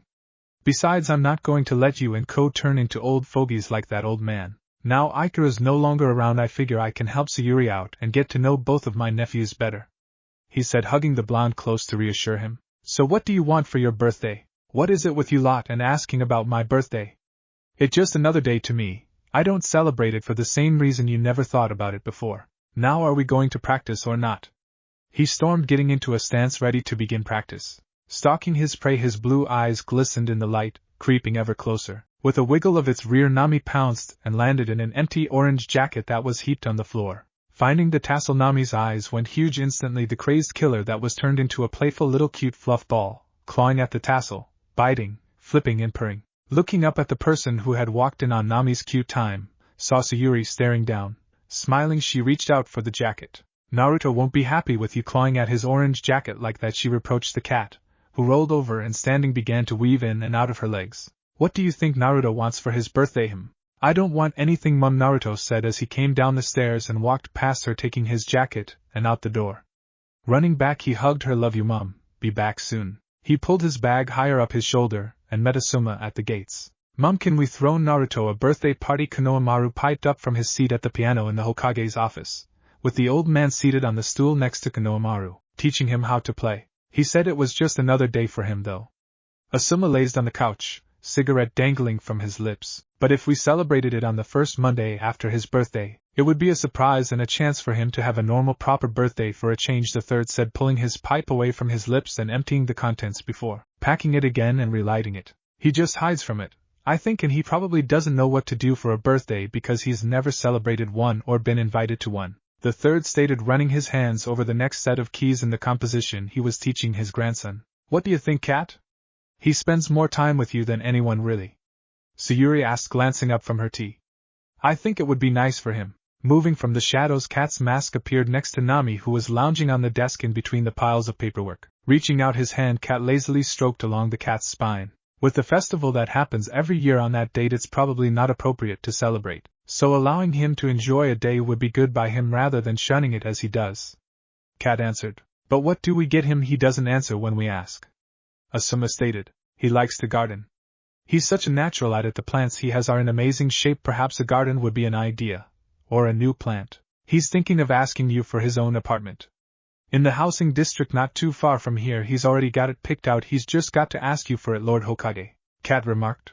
Cat's got to give a present too, Konohamaru called from his seat at the piano. I've got an idea. Cat smirked, stroking Nami again before moving back into the shadows. He was looking at a weird hat the other day, the third said. The one that looks like a walrus? Sayuri asked. There are pajamas he could use too. We'll make a cake and give him presents too. Konohamaru gleefully played the composition he'd been taught. Greeting the gate guards, Naruto walked past, looking out the path leading away from the village. He waited, teetering on the edge of the framework of the gate, going on to tiptoes, craning his neck. The gate guards watched, a mixture of emotions crossing their faces. A shadow fell across them all. Looking up, they were greeted by two young chunin, one with brown hair and dark eyes.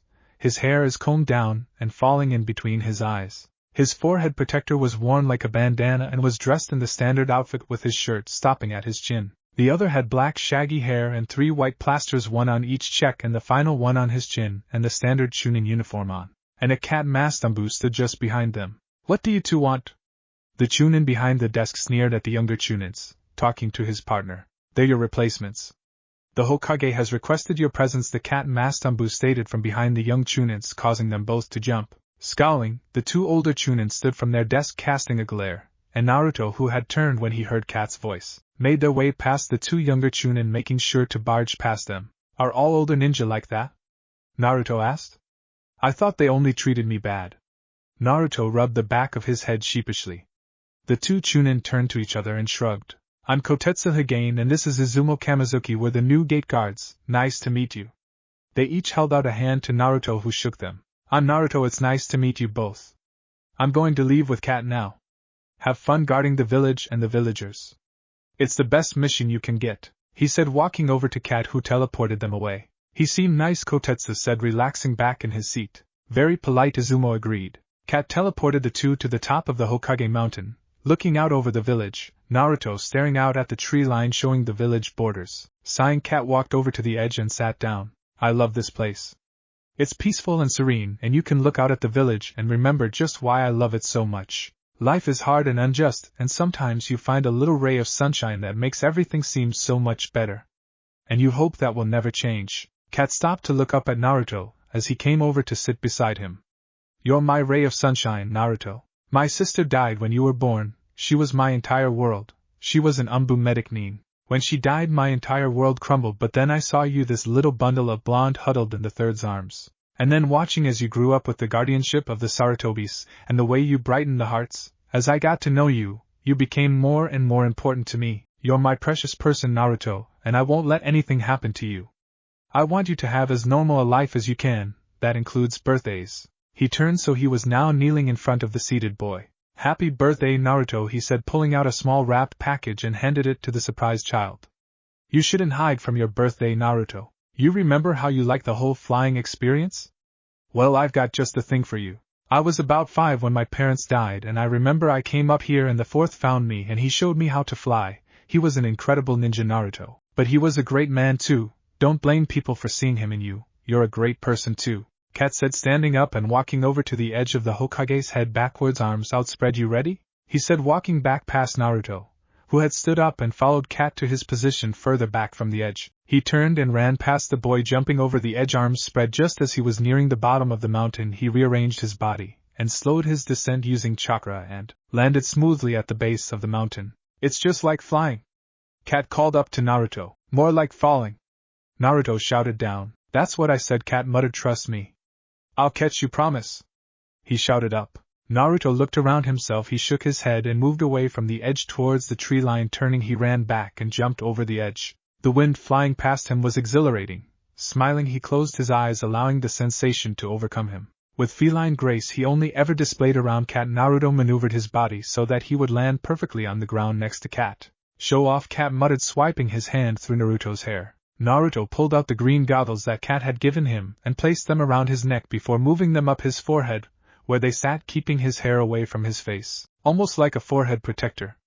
Smiling, he hugged Kat tight. "Thank you, Kat," Naruto whispered as he held Kat tightly. Coming out of the bedroom, Naruto looked around. He couldn't find anyone. It was slightly strange. He could have sworn that someone was here. How else would he have got in the house? Checking more rooms upstairs, he found them all empty. Moving downstairs, he checked the kitchen and found nothing. Then he approached the living room. As he entered the doorway, he found Konohamaru coloring on the floor with Asuma sitting next to him, trying to get him to color the picture correctly, and their mom was reading a book in the armchair next to them. "Uncle Suma, don't you have your own house now?" Naruto said, causing all occupants in the room to jump 3 feet in the air. Turning around, 3 sets of wide eyes stared at him. "Naruto," Sayuri called, clutching her hand to her heart. "When did you come in?" "Asuma was meant to collect you later. About 5 minutes ago, and I was early. Kat found me at the gates earlier anyway. He gave me these goggles as a birthday present. He said I shouldn't hide from my birthday. So you wouldn't mind if I gave you a birthday present too?" Konohamaru asked cheekily, getting up and pulling a present off the sofa and handing it to Naruto. Opening it carefully, Naruto found a plant. "He's called Mr. Uki. I picked him out myself." Konohamaru smiled at Naruto. "Thanks, Ko, I'll look after it," Naruto replied, smiling. "Well, I guess you wouldn't mind these then?" Asuma said, holding out the rest of the presents to him. Sayuri, who had disappeared when Konohamaru gave Naruto his present, emerged from the kitchen carrying a cake. "Are you going to open them then, Naruto?" "Don't forget the cake. We've got candles for you to blow out," she said, holding it out to him with 7 candles lit atop the cake. The door opened to reveal the third entering the house. Walking through to the living room, he found 2 grandchildren covered in cake. "Hey, isn't the cake supposed to go in the mouth, not around it?" the third smirked. "Granddad," Konohamaru called, running into the third's outstretched arms. Naruto turned around to see the embrace. Smiling, the Hokage released Konohamaru and stretched his arms out again. "Where's my hug?" he pouted playfully at Naruto. Smiling, Naruto ran into the open arms. "Happy birthday, kiddo. So what did you get?" he asked. "A plant called Mr. Uki. A new sketch pad, a set of kunai and shuriken for when I start school. This neat walrus sleeping hat and pajamas, oh, and a little orange book, but Mum threw it away. The plant was from Ko, the sketch pad from everybody. The kunai set from Uncle Suma, and Mum got me the rest." He giggled. "And the goggles?" the third inquired. "Orange book? Not Ika. How does it keep getting into his hands?" the third wondered. "They're from Kat. He gave me them first," he said almost definitely. "Got room for one more?" the third asked, holding out a set of keys. Did you buy me the apartment I wanted?" Naruto stammered. "Kat helped. I just finalized it. You're still welcome at our homes, Naruto. We wouldn't expect it any other way," Sayuri stated. "Now where's that cake?" the third asked, picking Konohamaru up and throwing him to Asuma. "Thanks, Kat," Naruto whispered, taking Sayuri's hand and returning to the living room to be with his family and for more cake. "I called my granddad Gran-An when I was little, and even now he will stand there with arms outstretched till I give him a hug. Typically when a child is 8 years old they enter their village's ninja academy. Of course, if that child's birthday falls after the beginning of the school year, then you will on occasion get a 7-year-old student. Naruto was one of these students, his birthday falling in October. However, if you were a genius, then you'd generally be entered whenever it was decided that you were ready to join the ninja world, as was such for certain ninja in the village of Konoha in the past. Look, there's that thing. I can't believe the Hokage actually let that thing into the academy. Worse than that, his son and daughter-in-law let it live with them. Lady Sarutobi? Surely not. Oh, how scandalous, letting a monster into their home like that. Who knows what havoc it gets up to. You're not to go near that thing. You understand its trouble, do you understand? I don't want you anywhere near it either. The parents tugged their children away from Naruto, spewing all sorts of evil truths about him. Naruto stood isolated from the group of families, visibly flinching each time a snide comment was made at him. He was thankful that Konohamaru was ill and that their mother was tending to him rather than being here. He doubted he'd be able to hide his disappointment from them. Looking around, he saw the teachers were every now and then smirking at him with a menacing twinkle in their eyes. Sighing, he made his way into the classroom, hoping his time would get better before the end of the day. Sitting high up in the back, Naruto observed as the class filled with students until finally their teacher arrived. He noticed that many of the prominent clan's heirs would be attending the academy this year. He noticed the Uchiha heir Sasuke, his blue-black hair hanging over both sides of his face to roughly frame his cheeks like many other members of his clan. This, of course, brought in a lot of the girls. One, a pretty pink-haired girl with green eyes and a blue kimono, followed by a short-haired platinum blonde with blue eyes wearing a purple t-shirt with a flower on and blue shorts. From the color of her hair, it was obvious she was a Yamanaka. Next was the wild boy Kiba with messy brown hair, sharp black eyes with vertical slit-like pupils, and the distinct red fang marking of the Inuzuka clan on his cheeks. He wore a beige sweater with gray shorts and a puppy in his arms. A brown-haired husky boy with swirl marks on his cheeks entered and sat down. Choji Akimichi. Then more and more children entered before a dark blue-haired girl with fair skin. Hinata Hyuga. Her hair was in a Heim-cut style with chin-length strands framing her face and white eyes, with a tinge of lavender. She was wearing a pale-colored kimono. The Aburame heir was next. He had dark bushy brown hair, pale skin, and seemed quite tall. He was wearing dark sunglasses, a gray jacket with a high upturned collar, and dark trousers. The Nara heir, his hair tied in a ponytail then spiked in the usual manner, as he made his way towards the back where Naruto was sitting. The teacher began by introducing himself to the class and explaining that he would be moving the class into a seating plan so that he and they could learn their names, before moving on to the curriculum for the day, which was geography. Okay, so who can tell me the names of the 5 great nations? Naruto, how about you?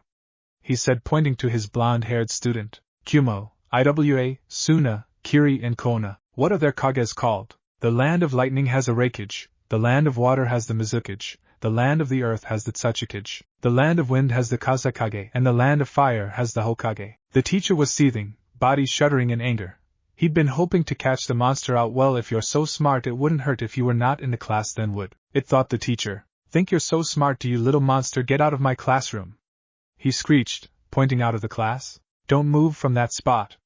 The door slammed shut, leaving Naruto spluttering in the corridor, wondering what he'd done wrong. Walking down the corridor, a tan brunette chunin with a scar across his nose humming a tune came across a solitary figure standing on tiptoes and peering through the window of the door leading to classroom 1C. Sent out already? That's a record, I believe, he smirked. Naruto jumped at the sudden comment and lowered his head to hide behind his bangs. Sorry, sensei. First day of school is always the worst, he offered wisely. Yeah, Naruto agreed. Try to make sure it isn't a regular occurrence, he said, watching the child nod, before moving off down the corridor. Get out! The teacher turned, pointing out the door. The blonde child turned on his heels and left the room he had just that moment ago entered. The door slammed shut behind Naruto. With a sigh, he slid down the wall till he was seated on the ground with his knees pulled up to his chest. Walking down the corridor, the Chunin instructor Irika Yumino was on his way to class, when he came across a familiar figure at outside classroom 1C. Stopping beside the hunched figure, he began rubbing his scar in agitation. Naruto, the hunched figure, looked up from his position on the floor. Oh, hi, sensei. Every time I walk past here, he motioned around the corridor, I see you in this same spot. So tell me, what is it that gets you sent out all the time? Naruto glanced up from beneath his bangs, revealing hard staring eyes and a resigned look before returning to his original position. Eyes widening, Irika backed away before continuing down the corridor to his classroom. Okay, class, today we'll be performing the transformation technique. Scanning round, the teacher smirked when picking out his favorite student to torment Naruto. Why don't you start us off? Slowly, Naruto rose from his seat and made his way down the stairs to the front of the classroom, glancing briefly at the teacher before turning back to the class. He took a deep breath and, moving his hands fluidly through the hand signs, gathered his chakra and with a poof of smoke became an exact replica of the teacher he was stood next to. The silence that shrouded the class was tangible. He performed it first time was the one unanimous thought running through everybody's head. What is he? Some sort of genius? Or a monster? Naruto, the teacher, gritted through his teeth. Yet Naruto, with a poof of smoke, had returned to his original form and flinchingly looked towards his teacher. Get out! He strained through his still gritted teeth while pointing out the door. Why? Naruto demanded. Excuse me, the teacher replied in shock. Why? I did exactly what you asked? Naruto queried in anger. In fact, I always do exactly what you ask every time you asked me to, and still get sent out every single time by you. The class watching in all were stunned. The one they had outcasted was back chatting the teacher. No wonder their parents warned them of him. He's right, actually, some students were thinking. How dare you speak to a superior in that way? You have no right. No respect. You will respect me in this classroom, or you'll find yourself on the other side of that door more often. Do I make myself clear? Get out. He took a breath before continuing in a voice that only Naruto could hear. As long as I'm your teacher, you'll never do anything right, you filthy little monster. Naruto rushed out of the classroom before the door slammed shut on him. Sinking to the ground, he pulled his knees up to his face and buried his head in his knees. Tears streaked down his face, and his body shook with his silent cries. Naruto? Iruka questioned. Naruto continued to shake as he let out his emotions. Naruto, what's wrong? Please talk to me, Iruka questioned worriedly. He knelt down to Naruto's level and reached out to touch Naruto's shoulder when the child started talking. It doesn't matter anyway, Sensei, Naruto replied, talking into his knees with tears running down his face and off his chin. Would you like to come in my class? I'll even have a word with your teacher, stating that each time he sends you out to send you to me. How does that sound? Naruto's shoulders shrugged as he buried his head further into his knees. Iruka stood up to his full height, adjusted his tune and vest, then running his hand through his hair took a deep breath and knocked on Naruto's classroom door. He waited patiently for the come-in before entering. As he entered, he was greeted by the sight of the learning to perform the henge. One by one they came up to the front of the classroom and tried to transform into the shape of their teacher with many amusing results. The student at the moment situated at the front of the class was a young boy with brown hair that was hidden behind a peaked hat. He had brown eyes and was wearing a white shirt and black trousers. He put his hands together, slowly running through the hand signs required, and gathered the wrong amount of chakra, and with a poof of smoke became a rather deranged version of the teacher stood at the front of the class. Nice try, the teacher encouraged the brown-haired student before turning to Iruka. Iruka-sensei, what can I do for you? Every time you send Naruto out, would it not be better to send him to me instead? Seeing the inquisitive look on his fellow members of staff's face, he continued, it would keep him out of your hair now, wouldn't it, especially if he becomes more than troublesome? Sure thing, Sensei, it will allow me to teach my other students correctly without any mishaps along the way. He's all yours. Thank you, Sensei, Iruka said as he retreated out the door. When it clicked shut behind him, he exhaled the breath he'd been holding. Turning to look at Naruto, he found him in the same position. Naruto, from now on, whenever you're sent out, you are to come to my classroom, understand? Iruka said kindly, watching for Naruto's nod, which he soon caught. He proceeded to walk down the hall. Come on, Naruto, he called back. Glancing over his shoulder, he found the blonde boy was indeed following him without making a noise, which is quite a feat for a 7-year-old in his opinion. Just as his classroom door came into sight, Iruka spoke over his shoulder. Naruto, transform into me. Naruto hesitated before running through the hand signs and gathering his chakra with a poof of smoke. Iruka turned round to find an exact replica of himself staring at the floor, with a disheartened look on his face. Naruto, that's brilliant. Why didn't you do that in class? I did, he replied, allowing the technique to end and opening the door to classroom 5A. Hey cat, Naruto called with hands in his pockets, head downcast, walking along the path. Yeah, Naruto, cat answered, mask tilted slightly. He knew something was bothering his young friend and that it had to do with the academy, but what he didn't know, is there something wrong with me? Now why would you say that? Cat inquired. I'm just having problems performing at school is all, Naruto lied. Just because you can't perform at school, doesn't mean there's something wrong with you, Cat soothed. Do you want to go through things together? Seeing Naruto's shrugging shoulders, he pressed on. You don't have to be embarrassed to ask me for help, you know that, right? Seeing Naruto nod, he continued, I'll always be there for you if you need me. He places a hand on Naruto's shoulder. How about I treat you to something, maybe lunch? Ramen? He slyly inquired. Seeing Naruto's face light up, he continued in the direction of the Hokage Tower. Naruto sent out again, this time through no fault of his own. Damn Hibachi with his lazy eyes and beanie hat. Damn bully. Sighing, he made his way to classroom 5A.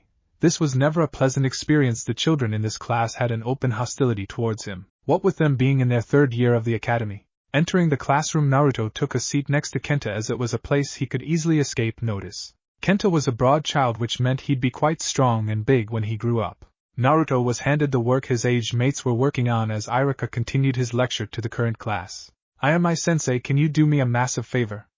The Hokages called me up on my paperwork. Apparently I haven't been doing it anyway. Could you perhaps teach my class?" Irika bowed his head to his fellow teacher. "I have my own class to teacher." Irika Ayamai-sensei spat. "Could you not combine the two classes? My class could use going over the basics again. Please, I don't want to get into any more trouble with the Hokage." "Fine, but if I do this, you have to take that filthy little monster out of my class permanently." Fine, thanks." Irika ran off down the hallway. He needed to inform his class that they would be with Class 1C today, and that he should be back tomorrow. He created a clone and sent it to tell his class while he went to classroom 1C. He had to find out exactly what got Naruto sent to his class every day. He performed a jutsu that allowed him to hide in the classroom, thankful that he had seen Naruto with the cat-masked anbu the other day and had been able to ask about this jutsu. Waiting patiently, he was surprised to see that Naruto had entered the room. On entering the room, Naruto knew there was someone in the room. He even knew that they were located to the left of the blackboard. For what reason he didn't know. Eyeing the spot curiously, he decided it would be best to wait and see what would happen. He made his way to his allocated seat. He lifted his desktop to find that someone had stashed yesterday's worksheets and notes into his desk. Smirking, he started to copy the notes and fill in the worksheet. When he was finished, he placed yesterday's work back in the desk and his copied version in his pocket. Just as he did that, the classroom door opened and the rest of his class filed in, followed by Ayamai-sensei. "Today, class, we will be joined by another class as their sensei has been called up by the Hokage." As Ayamai-sensei finished talking, there was a knock at the door which opened to reveal Class 5A. Naruto's eyes widened when Irika's class had walked in, even more so when they were all asked to shuffle along to make room for the other class. "So this is only for today, and seeing as I've still got my class to teach, you'll be running over the basics with us today." Sensei smirked. "History first? Who can tell me about our Hokages? Starting with the first?" Scanning the room, no one was willing to raise their hand. "Who was the first Hokage?" "Kiba? He was the one who founded the village and took on the title of Hokage," the wild-haired boy smugly announced. "And his name?" the teacher prompted. A pink-haired girl's hand flew up. "He was Senju. Hashirama Senju, I think." "Good. The second?" "The first's brother," was shouted out, and the teacher prompted. "Uzumaki Tobarama Senju. Brother to the first Hokage. He established the academy, the anbu, the Chunin exams, and the Konoha military police force, which he gave to the Uchiha as a sign of trust. He was the teacher of Hiruzen Sarutobi, Hamura Mitokado, and Koharu Udatane, now known as the Third, and his two advisors. He died in battle in the First Great Shinobi War. Sasuke the Third. The third is our currently residing Hokage. He trained the legendary Sannin, is known as both the professor and god of all shinobi. He passed on the title on, only to have to resume the role after the death of his successor, the Uchiha reported from behind his hands. "Very good, Sasuke. Now the fourth Uzumaki." The fourth was the third's successor. Trained by Jiraiya of the Sannin, he trained Obito Uchiha, Kakashi Hatake, and Rin. During the Third Great Shinobi War was when he gained his nickname the Yellow Flash and a flea on sight order in the bingo book. Taking a breath, he defeated the nine-tailed demon at the cost of his own life.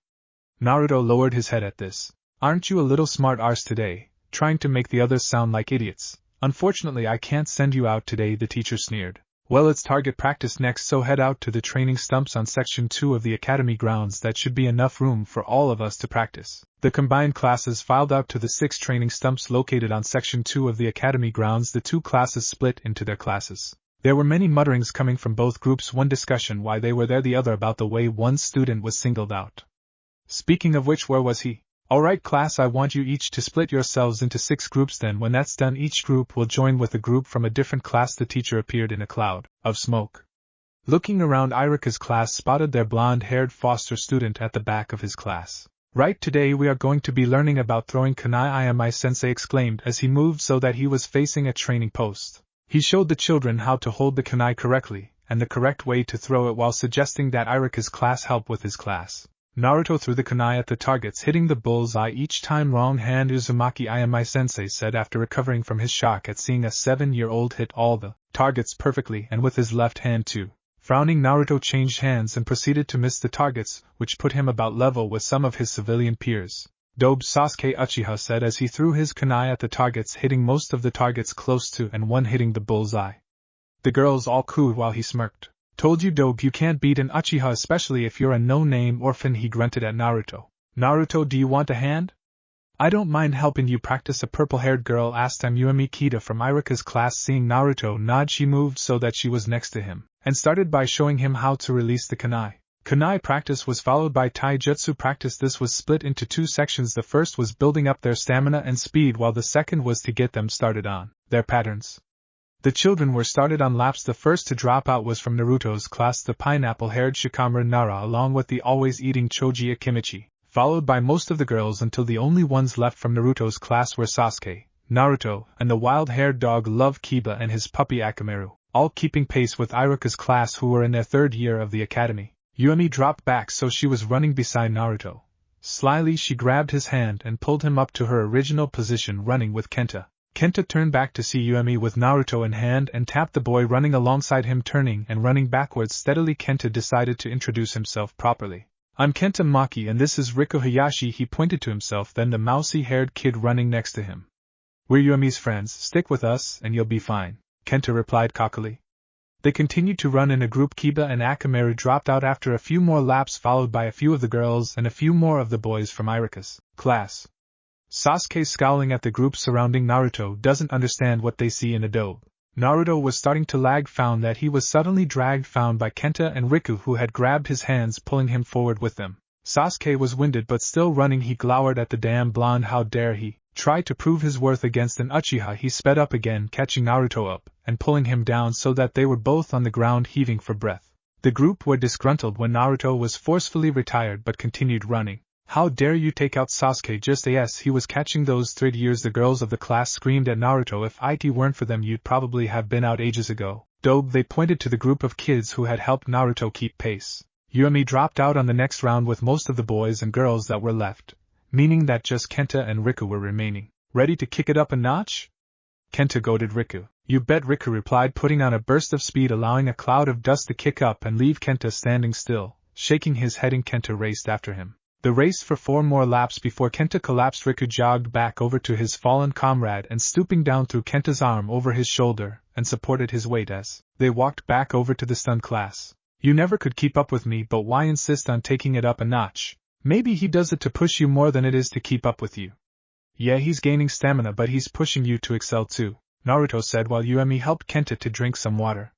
Riku and Yumi looked at Naruto in shock. They'd never thought of it that way before. Jumping up from his stupor, Kenta smiled and, turning to look at his friends, saw their shocked faces. What, I always do this, he said. Come on, it's patterns next, and I'm brilliant at those, he smiled, charging off to where the gathering students were. Riku and Yumi just looked at each, shrugged, and pulled Naruto with them after their friend. They met up with the rest of the class, as Ayumi-sensei was instructing the students on the taijutsu pattern that he wanted them to run through. Recognizing it quickly as the first-year taijutsu pattern, the quartet began to go through the paces.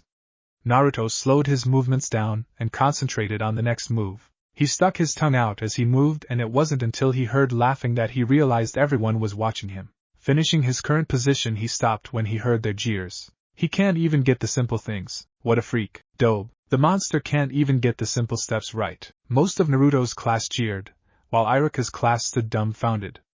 There was no way he could have gotten the pattern that badly wrong, especially on his own. Naruto flinched at every comment made. His head bowed in embarrassment. Making his way to the classroom with the rest of the class, the jeers and whispers still making appearances. Moving to his seat, he kept his head bowed as they awaited the final bell of the day. As the classroom emptied of both teacher and students, a figure emerged from the shadows. Releasing the jutsu, Irika moved to the window and looked out at Naruto as he sat on the swing hanging from the tree in the grounds. So that's what happens to him. I just hope my class realized that he's treated unfairly too, he thought, seeing Naruto staring up at him from the swing. Before Naruto moved to take Lady Sarutobi's and the honorable grandson's hands and left the premises. He knew I was there the entire time. I'll have to take more of an interest in Naruto's study, I think, he concluded. The next day, Irika's class were getting anxious. Naruto still had yet to make an appearance in their classroom. After the events yesterday, they realized that Naruto was treated so poorly by his class. Irika too was getting worried. It was strange for Naruto not to be chucked out of his class. A student's hand shot up in the air. Sensei, shouldn't Naruto be here by now, she asked, causing the rest of the class to murmur in agreement. Couldn't one of us go check? Kenta asked. 5 more minutes, Irika replied, looking at Naruto's empty seat worriedly. Walking along the corridor, Irika looked through the doorways, hoping to catch a glimpse of familiar blonde hair. Stopping at classroom 5A, he turned. Seeing Ayame-sensei sat at his desk, he looked in the room and found no Naruto, but a rather sleepy-looking child and a wild-haired child with red clan markings on his cheeks still sat at their desks. Looking back round at Ayame-sensei, Iruka scratched the scar running across his nose nervously. Sensei, where's Naruto today? He hasn't been sent to my room yet? I haven't seen Naruto all day. Ayame smiled. Pulling his head back round the door frame, Iruka moved away from the classroom, continuing his search. Sensei, a voice called. Turning, Iruka found that he was face to face with the last child from earlier. He arrived just before you came looking. Try the roof. He suggested, trying towards the playground, obviously to enjoy what was left of his break time. Turning to the entrance to the roof, he made his way up the stairwell. Opening the door, he saw his wayward student, sat with his feet dangling over the edge and his body tucked safely behind the railing. Sighing in relief, Iruka rushed over to him. Naruto. What are you doing up here? I was getting worried when you didn't enter the classroom. Iruka stated. Sorry, Sensei. I've just been running a bit late today is all. I'll be down after the break. You okay, Naruto? Fine, he said as the bell rang, standing and walking back into the building. Entering the classroom, Naruto was shocked when the class surged forward. We were worried about you. Why weren't you here earlier? We took notes for you. We're sorry about yesterday. Your class treat you really badly. We were shocked and appalled. If you need any help, we're here. I think they like you, Naruto, Iruka whispered as he walked in behind Naruto. Take your seats, everyone. He's here now. We're all happy he's here. We've got to study now. Moving to his seat, he sat down only to have several papers passed to him. Skimming through them, he placed them into his desk. Turning to the person he was sharing the desk with, she smiled. You don't have to hide in here, Naruto. Just relax. They won't do anything to you. Kenta, Yuemi and Riku won't tolerate it. You've got some great friends there, Naruto, she said before turning back to the board and taking down the notes displayed. What if Kid Naruto Anbu Commander Council bashing? Thanks for watching my video till the end. If you enjoy this content, then do consider subscribing to my channel, and leave a like if you guys need the next part. Comment down, and thanks for watching the video, and see you guys in the next video.